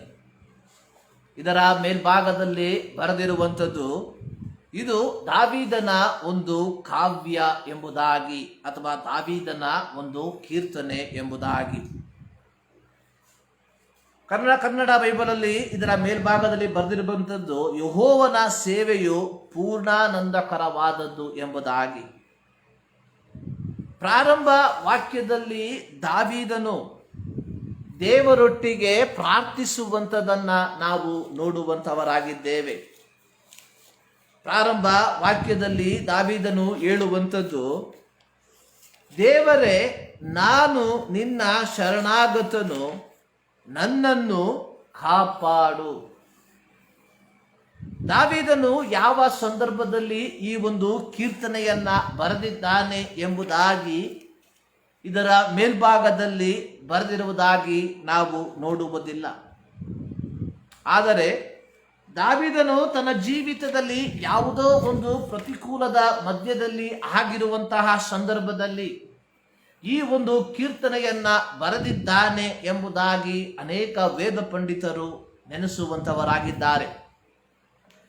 ಕಾರಣ, ದಾವೀದನು ಸೌಲನ ಕೈಯಿಂದ ತಪ್ಪಿಸಿಕೊಳ್ಳುವುದಕ್ಕೆ ಮರುಭೂಮಿಗಳಲ್ಲಿ, ಅರಣ್ಯಗಳಲ್ಲಿ, ಗುಹೆಗಳಲ್ಲಿ ಅಲೆದಾಡುವಂತಹ ಯಾವುದೋ ಒಂದು ಸಂದರ್ಭದಲ್ಲಿ ಆತನು ಈ ಒಂದು ಕೀರ್ತನೆಯನ್ನ ಬರೆದಿರಬಹುದು. ಅಥವಾ ತನ್ನ ರಾಜಾಧಿಕಾರದ ಸಂದರ್ಭದಲ್ಲಿ ತನ್ನ ಜೀವಿತದಲ್ಲಿ ಒದಗಿದ ಯಾವುದೋ ಒಂದು ವಿಷಮಕರವಾದ ಘಟ್ಟದಲ್ಲಿ ಈ ಒಂದು ಕೀರ್ತನೆಯನ್ನ ಬರೆದಿರಬಹುದು ಎಂಬುದಾಗಿ ಅನೇಕ ವೇದ ಪಂಡಿತರು ನೆನೆಸುವಂಥದ್ದನ್ನು ನಾವು ನೋಡುತ್ತೇವೆ. ಆದರೆ ಈ ಒಂದು ಕೀರ್ತನೆಯಲ್ಲಿ ನಾವು ನೋಡುವಂಥದ್ದು ದಾವೀದನು ದೇವರಲ್ಲಿ ಆಶ್ರಯವನ್ನ ಇಡುವಂಥದ್ದಾಗಿ ನಾವು ನೋಡುತ್ತೇವೆ. 1ನೇ ವಾಕ್ಯದಲ್ಲಿ ದಾವೀದನು ಹೇಳುವಂಥದ್ದು, ನಾನು ನಿನ್ನ ಶರಣಾಗತನು, ನನ್ನನ್ನು ಕಾಪಾಡು. ಇಂಗ್ಲಿಷ್ ಭಾಷೆಯಲ್ಲಿ ಉಪಯೋಗಿಸಿರುವಂತಹ ಪದ ಪ್ರಿಸರ್ವ್ ಮೀ ಓ ಲಾರ್ಡ್, ಸಂರಕ್ಷಿಸು ನನ್ನ ದೇವರೇ ಎಂಬುದಾಗಿ. ಪ್ರಿಸರ್ವ್, ಸಂರಕ್ಷಣೆ ಅನ್ನುವಂಥದ್ದು ನಮಗೆ ಚೆನ್ನಾಗಿ ಗೊತ್ತು. ಯಾವ ವಸ್ತು ಅತಿ ಬೇಗನೆ ಹಾಳಾಗಿ ಹೋಗುತ್ತದೋ ಅಂತಹ ವಸ್ತುಗಳನ್ನ ಸಂರಕ್ಷಣೆ ಮಾಡು ಎಂಬುದಾಗಿ ಹೇಳುವುದಕ್ಕೆ ಉಪಯೋಗಿಸುವಂತಹ ಪದವಾಗಿದೆ ಪ್ರಿಸರ್ವ್. ಇಲ್ಲಿ ದಾವೀದನ ಜೀವಿತದಲ್ಲಿ ಒದಗಿದಂತಹ ಆ ಒಂದು ಆಪತ್ತುಗಳ ಸಂದರ್ಭದಲ್ಲಿ ದೇವರೇ ನನ್ನನ್ನ ರಕ್ಷಿಸು ಎಂಬುದಾಗಿ ಅಲ್ಲ, ದೇವರೇ ನನ್ನನ್ನ ಸಂರಕ್ಷಿಸು ಎಂಬುದಾಗಿ, ಪ್ರಿಸರ್ವ್ ಮೀ ಎಂಬುದಾಗಿ ದಾವೀದನು ಹೇಳುವಂಥದ್ದನ್ನ ನಾವು ನೋಡುವಂಥವರಾಗಿದ್ದೇವೆ. ಪ್ರಿಯರೇ, ಇವತ್ತು ನಾವು ಹಾದು ಹೋಗುವಂತಹ ಈ ಒಂದು ವಿಷಮಕರವಾದ ಪರಿಸ್ಥಿತಿಗಳಲ್ಲಿ ನಮ್ಮ ಪ್ರತಿಯೊಬ್ಬರ ಪ್ರಾರ್ಥನೆ, ದೇವರೇ ಲಾರ್ಡ್ ಪ್ರಿಸರ್ವ್ ಮೀ, ದೇವರೇ ನನ್ನನ್ನು ಸಂರಕ್ಷಿಸು. ಕೇವಲ ನನ್ನನ್ನು ಮಾತ್ರವಲ್ಲ, ನನ್ನ ಕುಟುಂಬವನ್ನ ಸಂರಕ್ಷಿಸು, ನನ್ನ ಬಂಧು ಬಳಗವನ್ನ ಸಂರಕ್ಷಿಸು, ನಮ್ಮ ಸಹ ಸಹೋದರರನ್ನ ಸಂರಕ್ಷಿಸು, ನಮ್ಮ ಸ್ನೇಹಿತರನ್ನ ಸಂರಕ್ಷಿಸು ಎಂಬುವಂತ ಪ್ರಾರ್ಥನೆ ಪ್ರತಿಯೊಬ್ಬರು ಮಾಡುವಂಥದ್ದನ್ನ ನಾವು ನೋಡುವಂಥವರಾಗಿದ್ದೇವೆ. ಇಲ್ಲಿ ದಾವೀದನು ಹೇಳುವಂಥದ್ದು, ನಾನು ನಿನ್ನಲ್ಲಿ ಶರಣವನ್ನ ಅಥವಾ ನಿನ್ನಲ್ಲಿ ಆಶ್ರಯವನ್ನ ಇಟ್ಟಿದ್ದೇನೆ, ನನ್ನನ್ನು ಸಂರಕ್ಷಿಸು ಅಥವಾ ನನ್ನನ್ನು ಕಾಪಾಡು. ದಾವೀದನಿಗೆ ಬೇರೆ ಯಾವ ಶರಣರನ್ನ ದಾವೀದನು ಕಾಣ್ತಾ ಇಲ್ಲ. ದಾವೀದನು ಹೇಳುವಂಥದ್ದು, ನಾನು ನಿನ್ನ ಶರಣದಲ್ಲಿ, ನಿನ್ನ ಆಶ್ರಯದಲ್ಲಿ ಬಂದಿದ್ದೇನೆ, ನನ್ನನ್ನು ಕಾಪಾಡು ಎಂಬುದಾಗಿ. ದಾವೀದನ ಕೀರ್ತನೆಗಳನ್ನ ಓದುವಂತಹ ಸಂದರ್ಭದಲ್ಲಿ ನಮಗೆ ಗೊತ್ತಾಗ್ತದೆ, ಅನೇಕ ಸಂದರ್ಭದಲ್ಲಿ ದಾವೀದನು ಹೇಳುವಂಥದ್ದು, ನಾನು ನಿನ್ನಲ್ಲಿಯೇ ಆಶ್ರಯವನ್ನ ಇಟ್ಟಿದ್ದೇನೆ, ನನ್ನನ್ನು ಕಾಪಾಡು ಎಂಬುದಾಗಿ. ಕೀರ್ತನೆಗಳಲ್ಲಿ ಬರೆದಿರುವಂಥದ್ದು, ಕೆಲವರು ರಥಬಲಗಳಲ್ಲಿ, ಕೆಲವರು ಅಶ್ವಬಲಗಳಲ್ಲಿ ಹೆಚ್ಚಳ ಪಡುತ್ತಾರೆ, ನಾನಾದರೂ ನಮ್ಮ ದೇವರಾದ ಯೆಹೋವನಲ್ಲಿಯೇ ಅವರು ಬಿದ್ದು ಹೋಗಿದ್ದಾರೆ, ನಾವಾದರೂ ಎದ್ದು ನಿಂತಿದ್ದೇವೆ ಎಂಬುದಾಗಿ. ದಾವೀದನ ಜೀವಿತದಲ್ಲಿ ಇದ್ದಂತಹ ಒಂದು ಗುಣ ಅಥವಾ ಒಂದು ಒಳ್ಳೆಯ ಗುಣ, ತನ್ನ ಜೀವಿತದ ಪ್ರತಿಯೊಂದು ಘಟ್ಟಗಳಲ್ಲಿ ದಾವೀದನು ಸರ್ವಶಕ್ತನಾದ ದೇವರಲ್ಲಿ ಮಾತ್ರ ಆಶ್ರಯವನ್ನ ಇಡುತ್ತಿದ್ದಂತಹ ಒಬ್ಬ ವ್ಯಕ್ತಿಯಾಗಿದ್ದನು. ಕೇವಲ ಪ್ರತಿಕೂಲಗಳ ಮಧ್ಯದಲ್ಲಿ ಮಾತ್ರವಲ್ಲ, ಅನುಕೂಲಗಳ ಸಂದರ್ಭದಲ್ಲಿಯೂ ದಾವೀದನ ಆಶ್ರಯ ತನ್ನ ದೇವರಾದ ಯೆಹೋವನಲ್ಲಿ ಆಗಿತ್ತು. ಆದುದರಿಂದಲೇ ದಾವೀದನು ಗೋಲ್ಯಾತನನ್ನ ಎದುರಿಸುವಂತಹ ಸಂದರ್ಭದಲ್ಲಿ ಹೇಳುವಂಥದ್ದು, ನೀನು ಈಟಿ ಬರ್ಜಿಗಳೊಡನೆ ನನ್ನೊಡನೆ ಯುದ್ಧಕ್ಕೆ ಬಂದಿರುವಾಗ ನೀನು ಈ ಆಳಿಸುವ ಸೇನಾಧೀಶ್ವರನಾದ ಯೆಹೋವನ ನಾಮದಲ್ಲಿಯೇ. ಅಲ್ಲಿ ಉಪಯೋಗಿಸಿರುವಂತಹ ಪದವನ್ನು ನೋಡಿರಿ, ನೀನು ಈ ಆಳಿಸುವ ಸೇನಾಧೀಶ್ವರನಾದ ಯೆಹೋವನ ನಾಮದಲ್ಲಿ, ಹೆಸರಿನಲ್ಲಿ ನಿನಗೆ ವಿರೋಧವಾಗಿ ಯುದ್ಧಕ್ಕೆ ಬರುತ್ತೇನೆ ಎಂಬುದಾಗಿ. ಪ್ರಿಯ ದೇವಜನರೇ, ನಮ್ಮ ದೈನಂದಿನ ಜೀವಿತದಲ್ಲಿ ನಾವು ಆಶ್ರಯಿಸುವುದಕ್ಕೆ, ಭರವಸೆ ಬಿಡುವುದಕ್ಕೆ ಇರುವಂತಹ ಏಕೈಕ ಮಾರ್ಗ, ಏಕೈಕ ನಾಮ ಅನ್ನುವಂಥದ್ದು ಅದು ನಮ್ಮ ಯೇಸುವಿನ ನಾಮದಲ್ಲಿ ಮಾತ್ರ. ಆದುದರಿಂದಲೇ ದಾವೀದನು ಹೇಳುವಂಥದ್ದು, ಜನಾಂಗದವರು ರಥಗಳಲ್ಲಿ, ಜನಾಂಗದವರು ಕುದುರೆಗಳಲ್ಲಿ, ಜನಾಂಗದವರು ತಮ್ಮ ಅಶ್ವಬಲಗಳಲ್ಲಿ, ತಮ್ಮ ಕಾಯಕ ಬಲಗಳಲ್ಲಿ ಹೆಚ್ಚಳ ಪಡುತ್ತಿರುವಾಗ ನಾನಾದರೂ ನಿನ್ನ ಯೆಹೋವನಲ್ಲಿಯೇ ಆಶ್ರಯವನ್ನ ಇಟ್ಟಿದ್ದೇನೆ.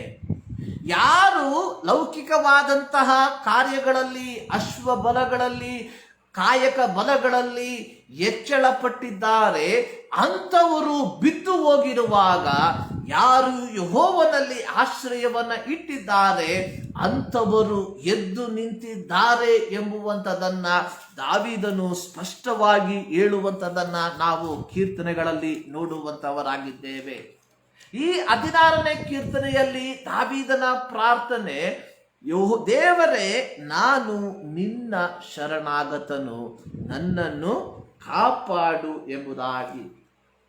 ಈ ಕೀರ್ತನೆಗಳನ್ನ ನಾವು ವಿಭಾಗಗಳಾಗಿ ವಿಭಾಗಿಸಿ ಕಲಿಯಬಹುದಾಗಿದೆ. ಪ್ರಾರಂಭದ 3 ವಾಕ್ಯಗಳಲ್ಲಿ ದಾವೀದನು ಸಂರಕ್ಷಣೆಗಾಗಿ, ದಾವೀದನು ದೇವರ ಸಂರಕ್ಷಣೆಗಾಗಿ ದೇವರಲ್ಲಿ ಪ್ರಾರ್ಥಿಸುವಂಥದ್ದನ್ನ ನಾವು ನೋಡುವಂಥವರಾಗಿದ್ದೇವೆ. 4ನೇ ವಾಕ್ಯದಲ್ಲಿ ಆತನು ಹೇಳುವಂಥದ್ದು, ನಾನು ಇತರರ ದೇವರುಗಳ ನಾಮವನ್ನ ಉಚ್ಚರಿಸುವುದಾಗಲಿ, ಅವರಂತೆ ನಾನು ದೇವರನ್ನ ಆರಾಧಿಸುವುದಾಗಲಿ ಇಲ್ಲ ಎಂಬುದಾಗಿ ದಾವೀದನು ಹೇಳುವಂಥದ್ದನ್ನು ನಾವು ನೋಡುವಂಥವರಾಗಿದ್ದೇವೆ. 5ನೇ ವಾಕ್ಯದಲ್ಲಿ ದಾವೀದನು ಹೇಳುವಂಥದ್ದು, ನಾನು ಪೂರ್ಣವಾಗಿ ಯೆಹೋವನಲ್ಲಿಯೇ ಆಶ್ರಯವನ್ನ ಇಟ್ಟಿದ್ದೇನೆ. 5ನೇ ವಾಕ್ಯ, ನನ್ನ ಪಾಲು ಪಾನವು ಯೆಹೋವನೇ. ಅಲ್ಲಿಗೆ ಮಾತ್ರವಲ್ಲ, ನೀನೇ ನನ್ನ ಸ್ವಾಸ್ಥ್ಯವನ್ನ ಭದ್ರಗೊಳಿಸುವಂಥವನು ಎಂಬುದಾಗಿ. 7ನೇ ವಾಕ್ಯದಲ್ಲಿ ದಾವೀದನು ಹೇಳುವಂಥದ್ದು, ಯೆಹೋವನ ಆಲೋಚನೆಗೆ ಅನುಗುಣವಾಗಿ ನಾನು ನನ್ನ ಜೀವಿತವನ್ನ ಜೀವಿಸುತ್ತೇನೆ. ದೇವರ ವಾಕ್ಯದಲ್ಲಿ ನಾವು ನೋಡುವಂಥದ್ದು, ಯೆಶಾಯನ ಪ್ರವಾದನ ಪುಸ್ತಕದಲ್ಲಿ ಬರೆದಿರುವಂಥದ್ದು, ನಿಮ್ಮ ಆಲೋಚನೆಗಳಲ್ಲ ನನ್ನ ಆಲೋಚನೆಗಳು, ನಿಮ್ಮ ಮಾರ್ಗಗಳಲ್ಲ ನನ್ನ ಮಾರ್ಗಗಳು, ನಿಮ್ಮ ಆಲೋಚನೆಗಳಿಗಿಂತ ನನ್ನ ಆಲೋಚನೆಗಳು, ನಿಮ್ಮ ಮಾರ್ಗಗಳಿಗಿಂತ ನನ್ನ ಮಾರ್ಗಗಳು ಉನ್ನತವಾಗಿರುವಂಥದ್ದಾಗಿದೆ. ಮಾನಸಿಕವಾಗಿ ನಾವು ಯೋಚಿಸುವಾಗ ಯಾವುದೇ ಕಾರ್ಯಗಳಾಗಿದ್ರೂ ಯೋಚಿಸುವುದಕ್ಕೆ ಒಂದು ಮಿತಿ ಇದೆ. Beyond the limitation we cannot even think also. ಕನಸು ಕಾಣುವಂಥ ವ್ಯಕ್ತಿಗೂ ಕನಸು ಕಾಣುವುದಕ್ಕೆ ಒಂದು ಮಿತಿ ಇದೆ. ಆ ಮಿತಿಯನ್ನ ಮೀರಿ ಕನಸು ಕಾಣುವುದಕ್ಕೆ ಸಾಧ್ಯವಿಲ್ಲ. ನಮ್ಮ ದೈನಂದಿನ ಜೀವಿತದ ಕುರಿತಾಗಿ, ನಮ್ಮ ಭವಿಷ್ಯತ್ತಿನ ಕುರಿತಾಗಿ ನಾವು ಚಿಂತಿಸುವುದಕ್ಕೂ ಸಹ ಒಂದು ಮಿತಿ ಇದೆ. ಆದರೆ ದೇವರು ಹೇಳುವಂಥದ್ದು, ನಾನು ನಿನ್ನ ಕುರಿತಾಗಿ ಯೋಚಿಸುವಂಥದ್ದು, ನಾನು ನಿನ್ನ ಕುರಿತಾಗಿ ಇಟ್ಟಿರುವಂತಹ ನನ್ನ ಮಾರ್ಗಗಳು ಅದು ಭೂಮಿಯ ಮೇಲೆ ಆಕಾಶವು ಎಷ್ಟು ಉನ್ನತವಾಗಿದೆಯೋ ಅಷ್ಟು ಉನ್ನತವಾಗಿರುವಂಥದ್ದಾಗಿದೆ. ಆದುದರಿಂದಲೇ ದಾವೀದನು ಹೇಳುವಂಥದ್ದು, ನಾನು ಯೆಹೋವನ ಆಲೋಚನೆಗೆ ಅನುಗುಣವಾಗಿ ನಾನು ಜೀವಿಸುವಂಥವನಾಗಿದ್ದೇನೆ. ಕಾರಣ ದಾವೀದನು ಎಂದೂ ನೆನೆಸಲಿಲ್ಲ, ಯೆಹೂದದ ಕಾಡುಗಳಲ್ಲಿ, ಯೆಹೂದದ ಮರುಭೂಮಿಗಳಲ್ಲಿ ಸಾಧಾರಣ ಕುರಿಗಳನ್ನ ಮೇಯಿಸುತ್ತಿದ್ದಂತಹ ನನ್ನನ್ನ ಒಂದು ದಿನ ದೇವರು ಇಸ್ರಾಯೇಲರ ರಾಜನನ್ನಾಗಿ ಆರಿಸಿಕೊಳ್ಳುತ್ತಾನೆ ಎಂಬುದಾಗಿ. ದಾವೀದನು ತನ್ನ ತಂದೆಯ ಕುರಿಗಳನ್ನ ಸಾಕುವಂತಹ ಸಂದರ್ಭದಲ್ಲಿ ಸಿಂಹಗಳು, ಕರಡಿಗಳು ದಾವೀದನ ಕುರಿಗಳ ಮೇಲೆ ಆಕ್ರಮಣ ನಡೆಸಿದಂತಹ ಸಂದರ್ಭದಲ್ಲಿ ದಾವೀದನು ಒಬ್ಬ ದೈವ ಭಕ್ತನಾದದರ ಫಲವಾಗಿ ಸಿಂಹದ ಬಾಯಿಂದಲೂ ಕರಡಿಯ ಬಾಯಿಂದಲೂ ತನ್ನ ಕುರಿಗಳನ್ನ ಸಂರಕ್ಷಣೆ ಮಾಡಿದ್ದ. ಸೊ ಈ ರೀತಿ ಕುರಿಗಳನ್ನ ಸಿಂಹದ ಬಾಯಿಂದಲೂ ಕರಡಿಯ ಬಾಯಿಂದಲೂ ಸಂರಕ್ಷಣೆ ಮಾಡಿದರ ಫಲವಾಗಿ ನನ್ನಲ್ಲಿ ವಿಶೇಷವಾದ ಶಕ್ತಿ ಇದೆ, ಸೊ ನಾನು ಇಸ್ರಾಯೇಲರನ್ನ ಆಳ್ವಿಕೆ ಮಾಡಬಹುದು ಎಂಬುದಾಗಿ ದಾವೀದನು ಎಂದಿಗೂ ಚಿಂತಿಸಿರಲಿಲ್ಲ.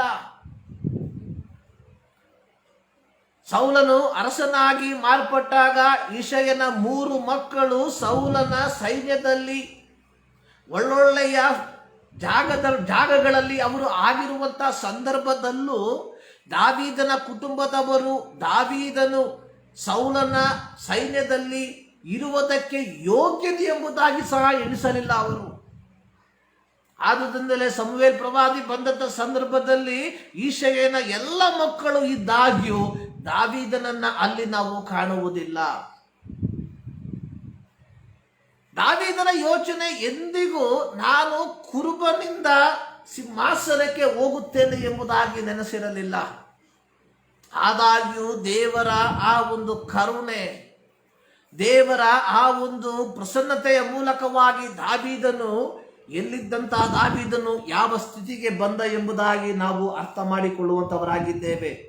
ಆದುದರಿಂದಲೇ ದಾವೀದನು ಹೇಳುವಂಥದ್ದು, ಯೆಹೋವನು ನನಗೆ ಆಲೋಚನೆಯನ್ನು ಹೇಳಿಕೊಡುತ್ತಾನೆ, ಆತನನ್ನು ನಾನು ಕೊಂಡಾಡುತ್ತೇನೆ ಎಂಬುದಾಗಿ. 8-9 ವಾಕ್ಯದಲ್ಲಿ ದಾವೀದನು ಹೇಳುವಂಥದ್ದು, ನಾನು ಯೆಹೋವನನ್ನು ನನ್ನ ಮುಂಭಾಗದಲ್ಲಿ ಇಟ್ಟುಕೊಂಡಿದ್ದೇನೆ, ಆತನು ನನ್ನ ಬಲಗಡೆಯಲ್ಲಿ ಇರುವುದರಿಂದ ನಾನು ಎಂದಿಗೂ ಕದಲುವುದಿಲ್ಲ. ಆದುದರಿಂದ ನಾನು ಏನು ಮಾಡ್ತೇನೆ, ಯೆಹೋವನಲ್ಲಿ ಹರ್ಷಿಸುತ್ತೇನೆ ಎಂಬುದಾಗಿ 8-9 ವಾಕ್ಯಗಳಲ್ಲಿ ದಾವೀದನು ಹೇಳುವಂಥದ್ದನ್ನ ನಾವು ನೋಡುವಂತವರಾಗಿದ್ದೇವೆ. 10-11 ವಾಕ್ಯಗಳು ಈ ಕೀರ್ತನೆಯ ಅತಿ ಮೂಲ್ಯವಾದಂತಹ ಒಂದು ಸಂದೇಶವನ್ನ ನಮಗೆ ಕೊಡುವಂಥದ್ದಾಗಿದೆ.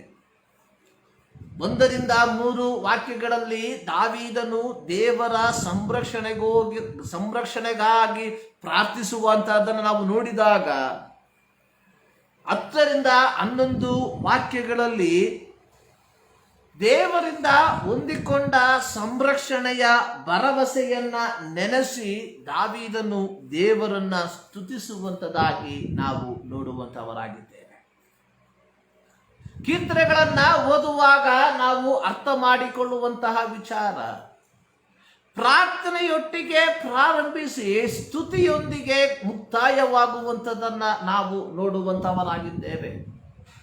ಪ್ರಿಯರೇ, ನಮ್ಮ ಜೀವಿತದಲ್ಲಿಯೂ ನಾವು ಇಂದು ಅನುಭವಿಸುವಂತಹ ಈ ವೇದನಾಜನಕವಾದಂತಹ ಪರಿಸ್ಥಿತಿಗಳನ್ನ ದೇವರು ಬದಲಾಯಿಸಿ ನಮ್ಮ ಜೀವಿತದಲ್ಲಿ ದೇವರನ್ನ ಸ್ತುತಿಸುವಂತಹ ಅನುಭವಗಳನ್ನ ದೇವರು ತರುವುದಕ್ಕೆ ಆತನು ಶಕ್ತನಾಗಿದ್ದಾನೆ.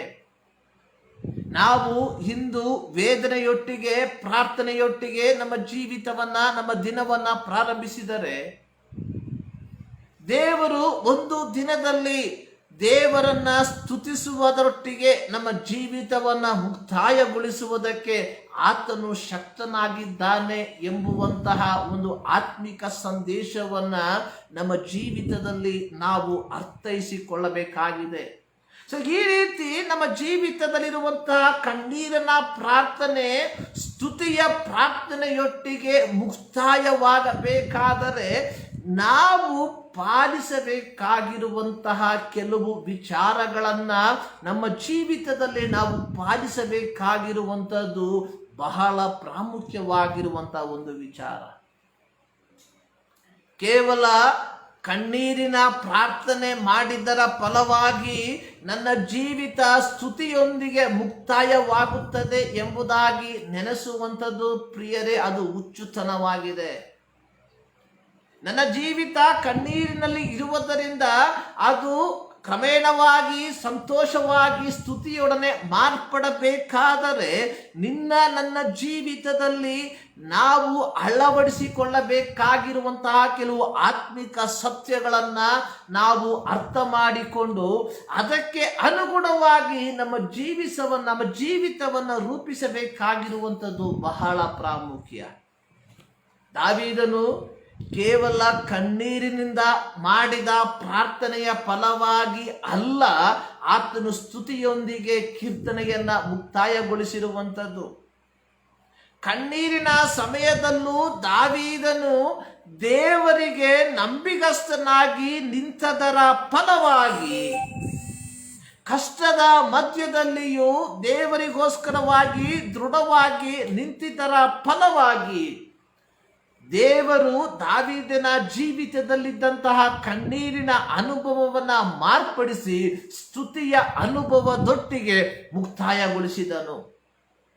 ಸತ್ಯವೇದದಲ್ಲಿ ಯೋಬನ ಕುರಿತಾಗಿ ನಾವು ಓದುವಂಥವರಾಗಿದ್ದೇವೆ. ಯೋಬನ ಜೀವಿತ 1ನೇ ಅಧ್ಯಾಯದಲ್ಲಿ ನಾವು ನೋಡುವಂತಹ ಸಂದರ್ಭದಲ್ಲಿ ಯೋಬನು ನೀತಿವಂತನು, ಆತನು ಕೆಟ್ಟದನ್ನ ನಿರಾಕರಿಸುವವನು, ನಿರ್ದೋಷಿಯೂ ಆಗಿದ್ದನು ಎಂಬುದಾಗಿ. ಅದು ಮಾತ್ರವಲ್ಲ, ಯೋಬನ ಜೀವಿತದಲ್ಲಿ ಲೌಕಿಕವಾಗಿ ಎಲ್ಲ ರೀತಿಯ ಆಶೀರ್ವಾದಗಳು ಇದ್ದದಾಗಿ ನಾವು ಅಲ್ಲಿ ನೋಡುವಂಥವರಾಗಿದ್ದೇವೆ. ಯೋಬನ ಪುಸ್ತಕ 1ನೇ ಅಧ್ಯಾಯ ಅದರ 2ನೇ ವಾಕ್ಯದಲ್ಲಿ ನೋಡುವಂಥದ್ದು, ಅವನಿಗೆ 7 ಮಂದಿ ಗಂಡು ಮಕ್ಕಳು, 3 ಮಂದಿ ಹೆಣ್ಣು ಮಕ್ಕಳು. ಯೋಬನ ಜೀವಿತದಲ್ಲಿ ಇದ್ದಂತಹ ಮೊದಲನೇ ಆಶೀರ್ವಾದ, ದೇವರು ಅವನಿಗೆ 10 ತಲೆಮಾರುಗಳನ್ನ ಕೊಟ್ಟು ಆಶೀರ್ವದಿಸಿದ್ದನು. 7 ಜನ ಗಂಡು ಮಕ್ಕಳು, 3 ಜನ ಹೆಣ್ಣು ಮಕ್ಕಳು. ನಂತರವಾಗಿ ಅವನಿಗೆ ಇದ್ದಂಥ ಆಶೀರ್ವಾದ 7,000 ಕುರಿಗಳು, 3,000 ಒಂಟೆಗಳು, 500 ಜೋಡಿ ಎತ್ತುಗಳು, 500 ಹೆಣ್ಣು ಕತ್ತೆಗಳು, ಅನೇಕ ಸೇವಕರು. ಅವನು ಮೂಡಣ ದೇಶದವರಲ್ಲೆಲ್ಲ ಹೆಚ್ಚು ಸ್ವಾಸ್ಥ್ಯ ಉಳ್ಳವನಾಗಿದ್ದನು. ಅಂದರೆ ಲೋಕದಲ್ಲಿ ಯೋಬನು ಅಥವಾ ಮೂಡಣ ದೇಶದಲ್ಲಿ ಯೋಬನು ಅತ್ಯಂತ ಶ್ರೀಮಂತ ವ್ಯಕ್ತಿಯಾಗಿದ್ದನು. ಯೋಬನೊಟ್ಟಿಗೆ ಸರಿ ಸಮಾನ ಮಾಡುವುದಕ್ಕೆ ಮೂಡಣ ದೇಶದಲ್ಲಿ ಯಾವೊಬ್ಬ ವ್ಯಕ್ತಿಯೂ ಇರಲಿಲ್ಲ. ಇಂತಹ ಸಂದರ್ಭದಲ್ಲಿ ಯೋಬನ ಜೀವಿತವನ್ನು ನಾವು ನೋಡುವಂತಹ ಸಂದರ್ಭದಲ್ಲಿ ಯೋಬನು ಏನಾಗಿದ್ದನು? ಆತನು ದೇವರಲ್ಲಿ ಭಯಭಕ್ತಿಯುಳ್ಳವನಾಗಿದ್ದನು. ಯಾವಾಗ ಆತನು ಲೌಕಿಕವಾಗಿ ಮೂಡಣ ದೇಶದಲ್ಲಿ ಅತ್ಯಂತ ಶ್ರೀಮಂತ ವ್ಯಕ್ತಿಯಾಗಿ ಜೀವಿಸುತ್ತಿದ್ದಂತಹ ಸಂದರ್ಭದಲ್ಲಿಯೂ ಆತನು ದೇವರಲ್ಲಿ ಭಯಭಕ್ತಿಯುಳ್ಳವನಾಗಿದ್ದ. ಅದು ಮಾತ್ರವಲ್ಲ, ಕೆಟ್ಟದನ್ನ ನಿರಾಕರಿಸುತ್ತಿದ್ದವನು, ನಿರ್ದೋಷಿಯೂ ಆಗಿದ್ದ.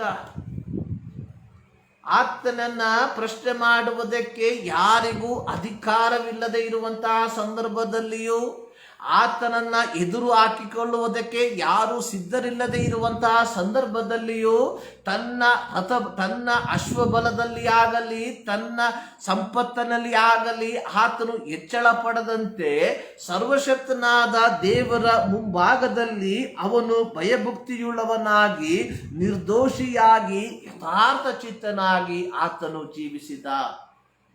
ನಂತರವಾಗಿ ನಮಗೆ ಗೊತ್ತು, 1ನೇ ಅಧ್ಯಾಯದ ಕೊನೆಯ ವಾಕ್ಯದಲ್ಲಿ ನಾವು ಓದುವಂತಹ ಸಂದರ್ಭದಲ್ಲಿ ಇವೆಲ್ಲ ಆಶೀರ್ವಾದಗಳು ಇದ್ದಂತಹ ಯೋಬನು 21ನೇ ವಾಕ್ಯದಲ್ಲಿ ಯೋಬನು ಹೇಳುವಂಥದ್ದು, ಏನು ಇಲ್ಲದವನಾಗಿ ತಾಯಿಯ ಗರ್ಭದಿಂದ ಬಂದೆನು, ಏನು ಇಲ್ಲದವನಾಗಿಯೇ ಗತಿಸಿ ಹೋಗುವೆನು. ಯೆಹೋವನು ಕೊಟ್ಟನು, ಯೆಹೋವನು ತೆಗೆದುಕೊಂಡನು, ಯೆಹೋವನ ನಾಮಕ್ಕೆ ಸ್ತೋತ್ರವಾಗಲಿ. ಯೋಬನು ದೇವರಿಗೆ ಸ್ತೋತ್ರವನ್ನ ಮಾಡಿದ್ದು ಕೇವಲ ಆಶೀರ್ವಾದದ ಸಮಯದಲ್ಲಿ ಮಾತ್ರವಲ್ಲ. ನಮ್ಮಲ್ಲಿ ಅನೇಕರು ದೇವರನ್ನ ಸ್ತುತಿಸುವಂಥದ್ದು ಎಲ್ಲವೂ ಅನುಕೂಲವಾಗಿ ನಡೆಯುವಂತಹ ಸಂದರ್ಭಗಳಲ್ಲಿ ಮಾತ್ರ. ನಮ್ಮ ಜೀವಿತದಲ್ಲಿ ಅಲ್ಪ ಸ್ವಲ್ಪದ ವೇದನೆಗಳು, ಪ್ರಯಾಸಗಳು, ಪ್ರತಿಕೂಲಗಳು ಬರುವಾಗ ನಾವು ಅನೇಕ ಸಂದರ್ಭದಲ್ಲಿ ಇಸ್ರಾಯೇಲ್ ಮಕ್ಕಳಂತೆ ದೇವರನ್ನ ಅಲ್ಲಗಳೆಯುವವರಾಗಿದ್ದೇವೆ. ಕೆಲವೊಮ್ಮೆ ನಾವು ಎಲ್ಲರ ಮುಂದೆ ಹೇಳದೆ ಹೋದಾಗ್ಯೂ ನಮ್ಮ ಮನಸ್ಸಿನಲ್ಲಿ ಅನೇಕ ಸಂದರ್ಭದಲ್ಲಿ ದೇವರಿಗೆ ವಿರೋಧವಾಗಿ ನಾವು ಮಾತನಾಡುವಂಥವರಾಗಿದ್ದೇವೆ. 1ನೇ ವಾಕ್ಯದಲ್ಲಿ ಯೋಬನು ಸಕಲ ಐಶ್ವರ್ಯದೊಟ್ಟಿಗೆ ಜೀವಿಸುವಂತ ಸಂದರ್ಭದಲ್ಲಿಯೂ ಅವನು ಯೆಹೋವನಿಗೆ ಸ್ತೋತ್ರವನ್ನ ಮಾಡುವಂತ ವ್ಯಕ್ತಿಯಾಗಿದ್ದ. ಅದೇ ಅಧ್ಯಾಯದ 21ನೇ ವಾಕ್ಯದಲ್ಲಿ ಅವನಿಂದ ಎಲ್ಲವೂ ನಷ್ಟವಾಗಿ ಹೋದ ನಂತರವೂ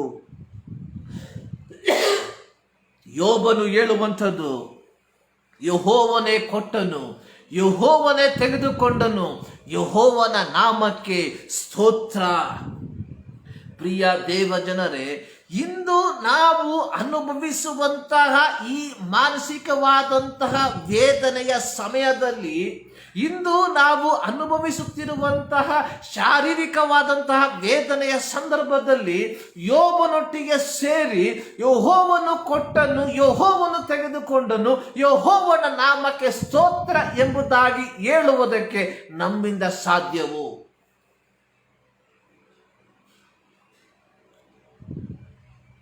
ಸಾಧಾರಣವಾಗಿ ನಾವು ಹೇಳುವಂತ ಒಂದು ಮಾತು, ಅವನವನ ಜೀವಿತದಲ್ಲಿ ಈ ವೇದನೆ ಬರುವಾಗ ಅದರ ತೀವ್ರತೆ ಏನೆಂಬುದಾಗಿ ಅರ್ಥವಾಗುತ್ತದೆ ಎಂಬುದಾಗಿ.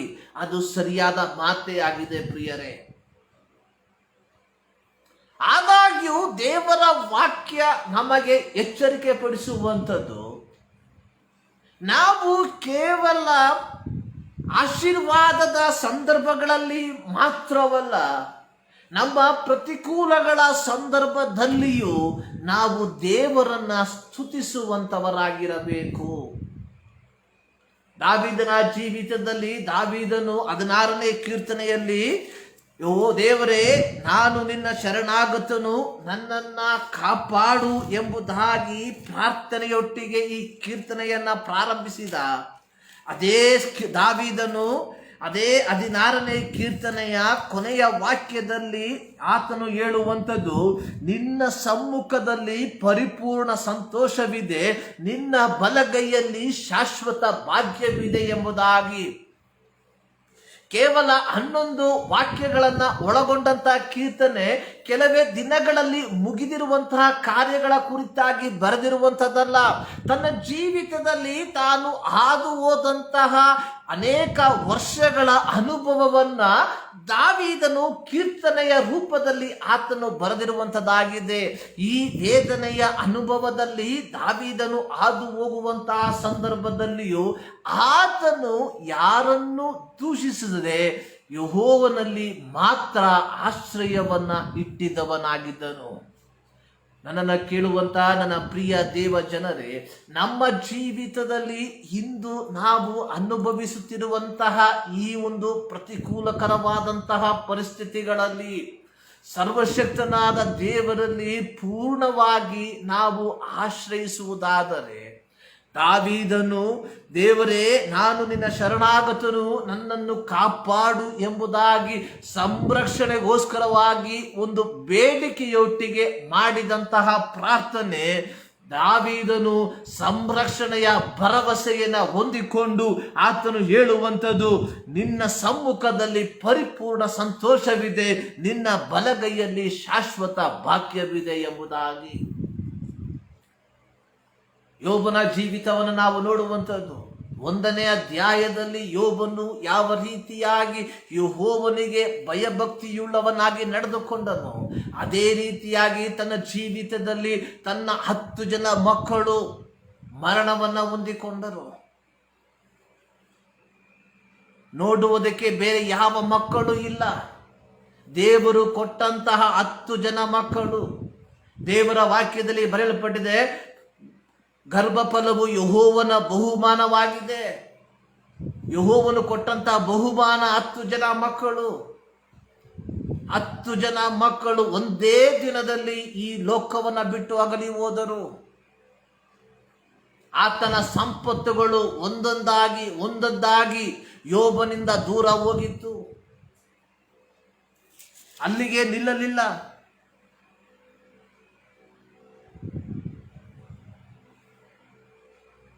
ಆತನ ಜೀವಿತದಲ್ಲಿ ಇದ್ದಂತಹ ಪ್ರತಿಯೊಂದು ಭೌತಿಕವಾದ ಆಶೀರ್ವಾದಗಳು ಆತನಿಂದ ದೂರ ಹೋದಂತಹ ಸಂದರ್ಭದಲ್ಲಿ ಯೋಬನು ಹೇಳುವಂಥದ್ದನ್ನು ನಾವು ಕೇಳಿದ್ದೇವೆ. ಏನು ಇಲ್ಲದವನಾಗಿ ಈ ತಾಯಿಯ ಗರ್ಭದಿಂದ ಬಂದೆನು, ಏನು ಇಲ್ಲದವನಾಗಿಯೇ ಗತಿಸಿ ಹೋಗುವೆನು. ಯೆಹೋವನು ಕೊಟ್ಟನು, ಯೆಹೋವನೇ ಕೊಟ್ಟನು, ಯೆಹೋವನೇ ತೆಗೆದುಕೊಂಡನು. ಯೆಹೋವನ ನಾಮಕ್ಕೆ ಸ್ತೋತ್ರವಾಗಲಿ. ಆದುದರಿಂದಲೇ 42ನೇ ಅಧ್ಯಾಯವನ್ನ ನಾವು ಓದುವಂತಹ ಸಂದರ್ಭದಲ್ಲಿ ನಾವು ನೋಡುವಂಥದ್ದು 12ನೇ ವಾಕ್ಯ. ಯೋಬನ ಮೊದಲನೇ ಸ್ಥಿತಿಗಿಂತಲೂ ಅವನ ಕಡೆಯ ಸ್ಥಿತಿ ಹೀಗೆ ಹೆಚ್ಚಾಗಿ ಆಶೀರ್ವದಿಸಿದನು. 7,000 ಕುರಿಗಳು ಇದ್ದಂಥ ಜಾಗದಲ್ಲಿ 14,000 ಕುರಿಗಳನ್ನ ದೇವರು ಯೋಬನಿಗೆ ಕೊಟ್ಟನು. 3,000 ಒಂಟೆಗಳು ಇದ್ದಂಥ ಜಾಗದಲ್ಲಿ 6,000 ಒಂಟೆಗಳನ್ನ ದೇವರು ಕೊಟ್ಟನು. 500 ಜೋಡಿ ಎತ್ತುಗಳು ಇದ್ದಂಥ ಜಾಗದಲ್ಲಿ 1,000 ಜೋಡಿ ಎತ್ತುಗಳನ್ನ ದೇವರು ಅವನಿಗೆ ಕೊಟ್ಟರು. ಅದು ಮಾತ್ರವಲ್ಲದೆ ದೇವರು ಅವನಿಗೆ 7 ಮಂದಿ ಗಂಡು ಮಕ್ಕಳನ್ನ 3 ಹೆಣ್ಣು ಮಕ್ಕಳನ್ನ ಕೊಟ್ಟರು. ಅವರ ಕುರಿತಾಗಿ ಬರೆದಿರುವಂಥದ್ದು, ಯೋಬನ ಮಕ್ಕಳಷ್ಟು ಸುಂದರ ಸ್ತ್ರೀಯರು ಆ ದೇಶದಲ್ಲಿ ಎಲ್ಲೂ ಸಿಕ್ಕಲಿಲ್ಲ. ಮೂಡಣ ದೇಶದಲ್ಲಿ ಯೋಬನು ಆರ್ಥಿಕವಾಗಿ ಮಾತ್ರವಲ್ಲ ಆಶೀರ್ವಾದವನ್ನ ಹೊಂದಿಕೊಂಡಂಥದ್ದು, ಅವರ ಮಕ್ಕಳ ಸೌಂದರ್ಯದ ಕುರಿತಾಗಿ ಬರೆದಿರುವಂಥದ್ದು. ಮೂಡಣ ದೇಶದಲ್ಲಿ ಅವರಷ್ಟು ಸೌಂದರ್ಯವಂತರು ಬೇರೆ ಯಾರೂ ಇರಲಿಲ್ಲ. ಈ 1ರಿಂದ 42 ಅಧ್ಯಾಯಕ್ಕೆ ಹಾದು ಹೋದಂತಹ ಪರಿಸ್ಥಿತಿ ಇದೆಯಲ್ಲ, ಅದು ಘನಘೋರವಾದಂತಹ ಪರಿಸ್ಥಿತಿ. 2ನೇ ಅಧ್ಯಾಯದಲ್ಲಿ ನಾವು ನೋಡುವಂಥದ್ದು, ಅವನ ಹೆಂಡತಿ ಅವನನ್ನ ದೂಷಿಸಿದಳು. ಅವನ ಹೆಂಡತಿ ಹೇಳುವಂಥದ್ದು, ನಿನ್ನ ಯಥಾರ್ಥತ್ವವನ್ನು ನಿನ್ನ ಬಿಡಲಿಲ್ಲವೋ, ದೇವರನ್ನು ದೂಷಿಸಿ ಸಾಯಿ ಎಂಬುದಾಗಿ.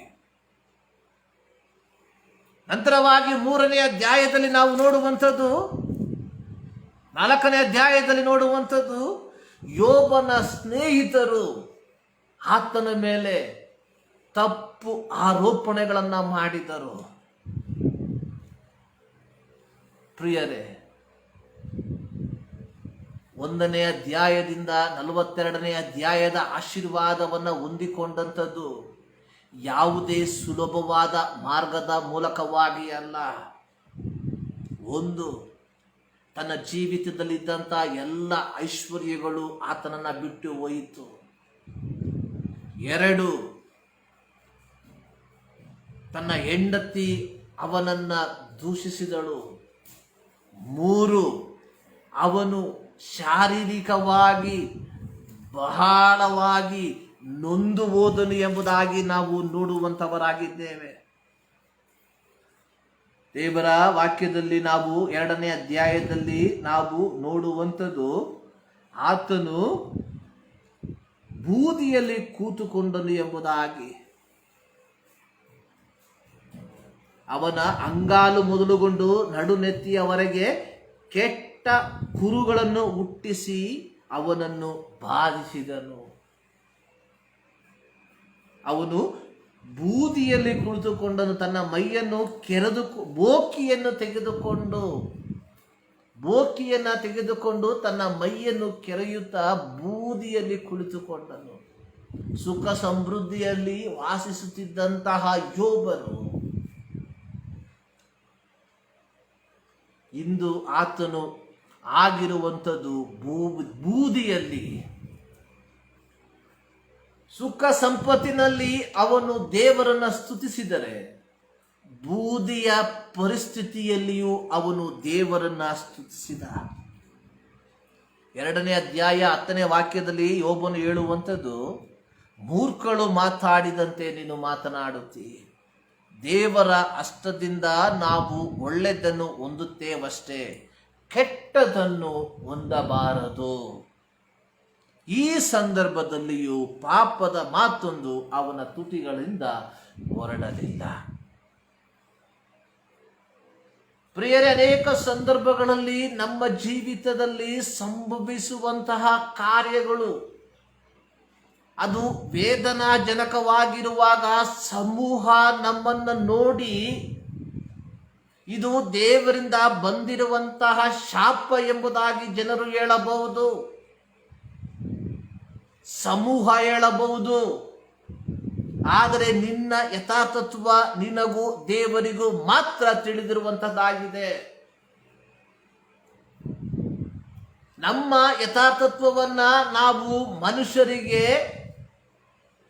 ಹೇಳಿಕೊಳ್ಳುವಂತಹ ಅವಶ್ಯಕತೆ ಇಲ್ಲ.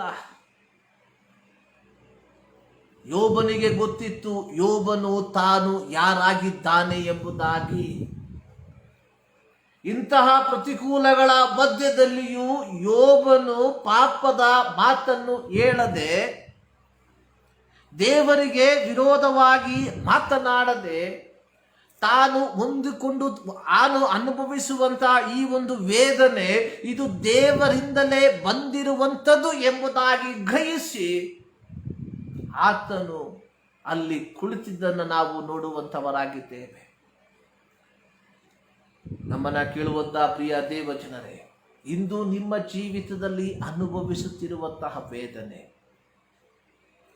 ಇಂದು ಕಣ್ಣೀರಿನಿಂದ ನೀನು ಮಾಡಿದಂತಹ ಪ್ರಾರ್ಥನೆ ನಿನ್ನ ಜೀವಿತದಲ್ಲಿ ಸ್ತುತಿಯೊಡನೆ ಮುಕ್ತಾಯಗೊಳ್ಳುವುದಕ್ಕೆ ನೀನು ಬಯಸುವಂಥವನಾಗಿದ್ದರೆ, ನೀನು ನಾನು ಮಾಡಬೇಕಾಗಿರುವಂತಹ ಒಂದೇ ಒಂದು ವಿಚಾರ, ಈ ಕಣ್ಣೀರಿನ ಪರಿಸ್ಥಿತಿಗಳಲ್ಲಿ ನಾವು ಹಾದು ಹೋಗುವಂತಹ ಸಂದರ್ಭಗಳಲ್ಲಿ ಯಾವ ರೀತಿಯಾಗಿ ನಮ್ಮ ಸುಖದ ಸಂದರ್ಭಗಳಲ್ಲಿ ನಾವು ದೇವರಿಗೆ ನಂಬಿಗಸ್ತರಾಗಿ ಜೀವಿಸಿದ್ದೇವೋ ಅದೇ ರೀತಿ ಈ ಒಂದು ವೇದನೆಯ ಸಂದರ್ಭಗಳಲ್ಲಿಯೂ ಈ ಒಂದು ವೇದನೆಯ ಸಮಯದಲ್ಲಿಯೂ ದೇವರಿಗೆ ನಂಬಿಗಸ್ತರಾಗಿ ಜೀವಿಸುವುದಾದರೆ, ಯಾವ ಬಾಯಿಯ ಮೂಲಕವಾಗಿ ಕಣ್ಣೀರಿನಿಂದ ನಾವು ಪ್ರಾರ್ಥಿಸಿದ್ದೇವೋ ಅದೇ ಬಾಯಿಯ ಮೂಲಕವಾಗಿ ನಾವು ದೇವರನ್ನ ಸ್ತುತಿಯೊಟ್ಟಿಗೆ ಮುಕ್ತಾಯಗೊಳಿಸುವುದಕ್ಕೆ ದೇವರು ಕೃಪೆ ಮಾಡುವಂತ ದೇವರಾಗಿದ್ದಾನೆ.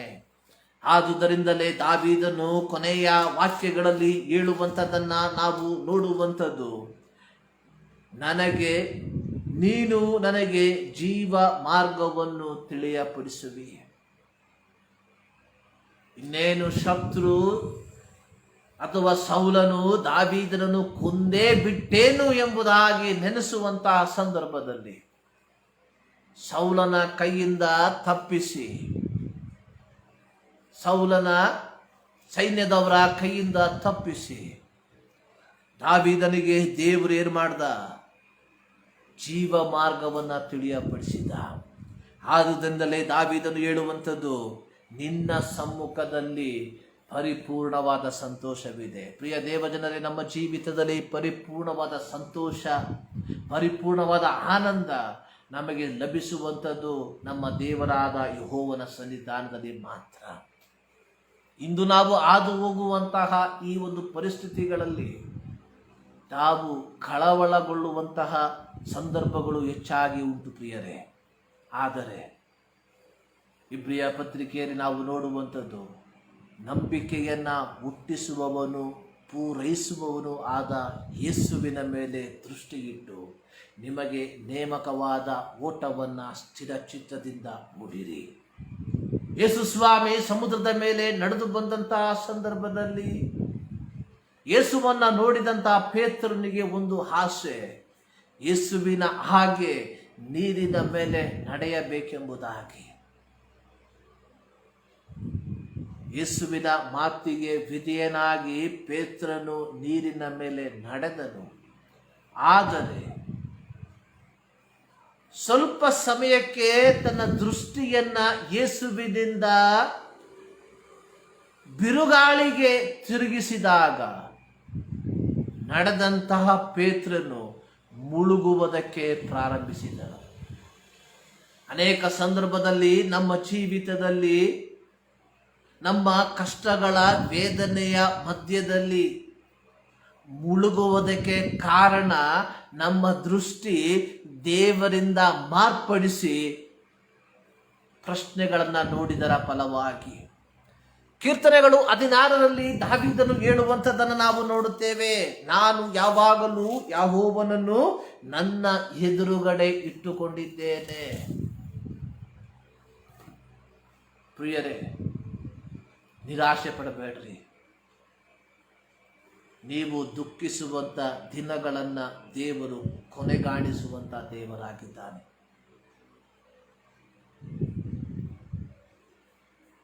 ಕಣ್ಣೀರಿನ ಪ್ರಾರ್ಥನೆಯನ್ನ ಬದಲಾಯಿಸಿ ಸ್ತುತಿ ಸ್ತೋತ್ರಗಳ ಪ್ರಾರ್ಥನೆಯನ್ನ ದೇವರು ನಿಮ್ಮ ಬಾಯಿಯ ಮೂಲಕವಾಗಿ ಆತನು ಹೊರಡಿಸುವಂತ ದೇವರಾಗಿದ್ದಾನೆ.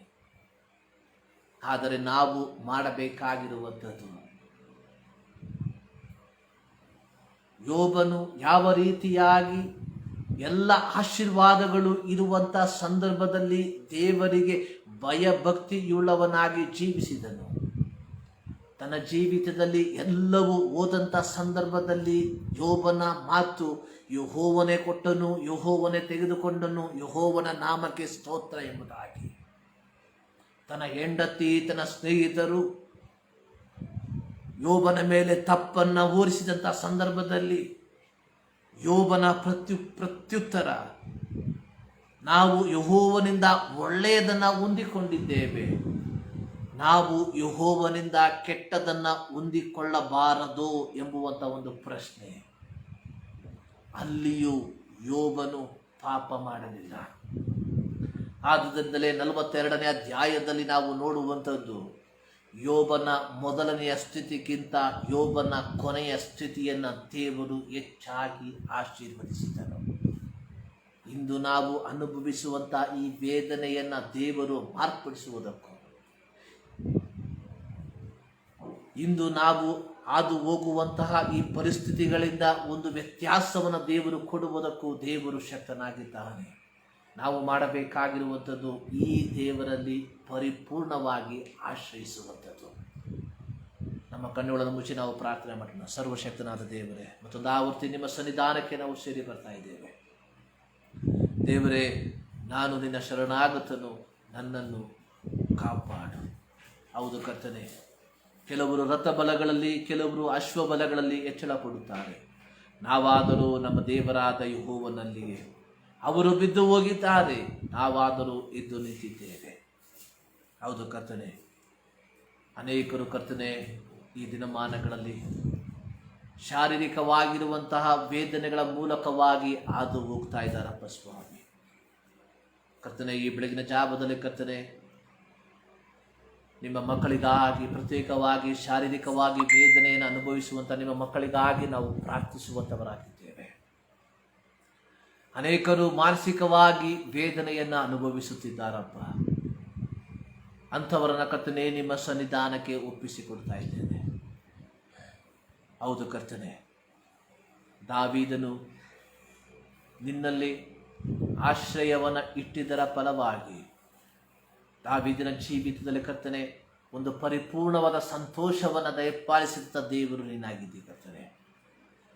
ಆಗಿರುವಾಗ ನಿನ್ನಲ್ಲಿ ಆಶ್ರಯವನ್ನು ಬಿಟ್ಟಿರುವಂಥ ನಿನ್ನ ಮಕ್ಕಳ ಜೀವಿತದಲ್ಲಿ ನಿನ್ನ ಒಂದು ಆಶೀರ್ವಾದವನ್ನು ಅನುಭವಿಸುವಂತೆ ನೀನು ಕೃಪೆ ಮಾಡು ಕರ್ತನೆ. ಪ್ರತ್ಯೇಕವಾಗಿ ಕರ್ತನೆ ಅನೇಕರು ಕರ್ತನೆ ಈ ಕೋವಿಡ್ ಮೂಲಕವಾಗಿ ಶಾರೀರಿಕವಾಗಿ ವೇದನೆಯನ್ನು ಅನುಭವಿಸ್ತಾ ಇದ್ದಾರಪ್ಪ ಸ್ವಾಮಿ.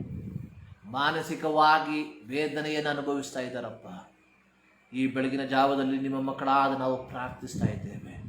ನಿಮ್ಮ ಮಕ್ಕಳು ಆಗಿರುವಂಥ ಜಾಗದಲ್ಲಿ ಅವರು ಮಲಗಿರುವಂತಹ ಕರ್ತನೆ ಆ ಮಂಚದ ಮಧ್ಯದಲ್ಲಿ ಕರ್ತನೆ ದೇವರೇ ನಿನ್ನ ಪ್ರಸನ್ನತೆ ಇಳಿದು ಬರಲಪ್ಪ ಸ್ವಾಮಿ. ಕರ್ತನೆ, ಅನೇಕರು ಕರ್ತನೆ ಆಸ್ಪತ್ರೆಗಳಲ್ಲಿ ಕರ್ತನೆ ಬೆಡ್ಗಳಿಲ್ಲದ ಕರ್ತನೆ ಅವರು ಕರ್ತನೆ ಕಷ್ಟಪಡುವಂಥದ್ದನ್ನು ನಾವು ನೋಡ್ತಾ ಇದ್ದೇವೆ. ಕರ್ತನೆ, ಆಕ್ಸಿಜನ್ ಇಲ್ಲದೆ ಕರ್ತನೆ ಜನರು ಕರ್ತನೆ ವೇದನೆ ಪಡುವಂಥದ್ದನ್ನು ನಾವು ನೋಡ್ತಾ ಇದ್ದೇವಪ್ಪ ಸ್ವಾಮಿ. ಈ ಬೆಳಗಿನ ಜಾವದಲ್ಲಿ ನಿಮ್ಮ ಮಕ್ಕಳಾದ ನಾವು ಕರ್ತನೆ ನಮ್ಮ ದೇಶದಲ್ಲಿರುವಂತಹ ಪ್ರತಿಯೊಂದು ಕೋವಿಡ್ ರೋಗಿಗಳಿಗಾಗಿ ನಾವು ಪ್ರಾರ್ಥಿಸುವಂಥವರಾಗಿದ್ದೇವೆ. ಅವರು ಅನುಭವಿಸುವಂಥ ವೇದನೆಗಳನ್ನು ಕರ್ತನೆ ನಿಮ್ಮ ಸನ್ನಿಧಾನಕ್ಕೆ ಸಮರ್ಪಿಸುವಂಥವರಾಗಿದ್ದೇವೆ.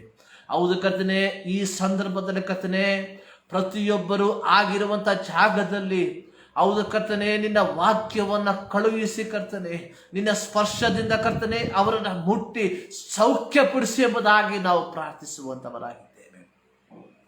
12 ವರ್ಷ ರಕ್ತ ಕುಸುಮ ರೋಗವಿದ್ದಂಥ ಸ್ತ್ರೀ ನಿನ್ನ ವಸ್ತ್ರವನ್ನು ಮುಟ್ಟಿದಾಗ ಬಿಡುಗಡೆ ಹೊಂದಿಕೊಂಡಳು ಎಂಬುದಾಗಿ ನಾವು ನೋಡುತ್ತೇವೆ. ಶತಾಧಿಪತಿಯ ಮಾತು, ನೀನು ಒಂದು ಮಾತು ಹೇಳಿದರೆ ಸಾಕು ನನ್ನ ಆಳಿಗೆ ಸೌಖ್ಯವಾಗ್ತದೆ ಎಂಬುದಾಗಿ. ಹೌದು ಕರ್ತನ, ಕನಾನ್ಯ ಸ್ತ್ರೀಗೆ ನೀನು ಹೇಳಿರುವಂಥದ್ದು ನಿನ್ನ ನಂಬಿಕೆ ನಿನ್ನನ್ನು ಸ್ವಸ್ಥಪಡಿಸಿತು ಎಂಬುದಾಗಿ. ಹೌದು ಕರ್ತನೆ, ಈ ಬೆಳಗಿನ ಜಾವದಲ್ಲಿ ನಾವು ಪ್ರಾರ್ಥಿಸುವಂಥವರಾಗಿದ್ದೇವೆ. ನಿನ್ನ ಮಾತನ್ನು ಕಳುಹಿಸಿ ಅವರ ನಂಬಿಕೆಗೆ ಅನುಗುಣವಾಗಿ ಪೂರ್ಣವಾಗಿರುವಂಥ ಸೌಖ್ಯವನ್ನು ಅವರಿಗೆ ದಯಪಾಲಿಸಿಕೊಡು ಯೇಸುವೆ. ನಿಮ್ಮಿಂದ ಅಸಾಧ್ಯವಾಗಿರುವಂಥದ್ದನ್ನು ನನ್ನ ಬಳಿಗೆ ತೆಗೆದುಕೊಂಡು ಬನ್ನಿರಿ, ನಾನು ನಿಮಗೆ ಸಾಧಿಸಿಕೊಡ್ತೇನೆ ಎಂಬುದಾಗಿ ನೀನು ಹೇಳಿದಿ ಸ್ವಾಮಿ. ಕರ್ತನೆ, ಈ ಅಸಾಧ್ಯವಾದಂಥ ಸಂದರ್ಭವನ್ನು, ಈ ಅಸಾಧ್ಯವಾದಂಥ ಕಾರ್ಯಗಳನ್ನು ನಿಮ್ಮ ಸನ್ನಿಧಾನಕ್ಕೆ ಸಮರ್ಪಿಸುವಂಥವರಾಗಿದ್ದೇವೆ. ನಿನ್ನ ಬಿಡುಗಡೆಯ ಹಸ್ತವನ್ನು, ನಿನ್ನ ಸ್ವಸ್ಥತೆಯ ಹಸ್ತವನ್ನು ಕರ್ತನೆ ಈ ಬೆಳಗಿನ ಜಾವದಲ್ಲಿ ನಿಮ್ಮ ಮಕ್ಕಳು ಅನುಭವಿಸಲಿ ಎಂಬುದಾಗಿ ನಾನು ಪ್ರಾರ್ಥಿಸುತ್ತೇನೆ. ಅದ್ಭುತ ಮಾಡಿದ್ದಕ್ಕಾಗಿ ಸ್ತೋತ್ರ, ಬಿಡುಗಡೆ ಕೊಟ್ಟಿದ್ದಕ್ಕಾಗಿ ಸ್ತೋತ್ರ ಸ್ವಾಮಿ. ಪ್ರಾರ್ಥನೆ ಕೇಳಿದ್ದಕ್ಕಾಗಿ ಸ್ತೋತ್ರ. ಯೇಸು ಕ್ರಿಸ್ತನ ನಾಮದಲ್ಲಿ ಬೇಡುತ್ತೇವೆ ನಮ್ಮ ಪ್ರೀತಿಯ ತಂದೆಯೇ. ನಮ್ಮ ಕರ್ತನಾದ ಯೇಸು ಕ್ರಿಸ್ತನ ಕೃಪೆ, ತಂದೆಯಾದ ದೇವರ ಪ್ರೀತಿ, ಪವಿತ್ರಾತ್ಮನ ನ್ಯೂನತೆ, ನಾವು ಪ್ರಾರ್ಥಿಸಿದಂಥ ಎಲ್ಲ ಪ್ರಾರ್ಥನಾ ವಿಜ್ಞಾಪನೆಗಳ ಮೇಲೆ, ಪ್ರತ್ಯೇಕವಾಗಿ ಶಾರೀರಿಕವಾಗಿ ವೇದನೆಯನ್ನು ಅನುಭವಿಸುವಂಥ ಪ್ರತಿ ಮನುಷ್ಯರ ಮೇಲೆ ಇಂದಿನಿಂದ ಸದಾಕಾಲವು ನೆಲೆಗೊಂಡಿರಲಿ. ಆಮೇಲೆ ದೇವರು ನಿಮ್ಮೆಲ್ಲರನ್ನ ಧಾರಾಳವಾಗಿ ಆಶೀರ್ವದಿಸಲಿ.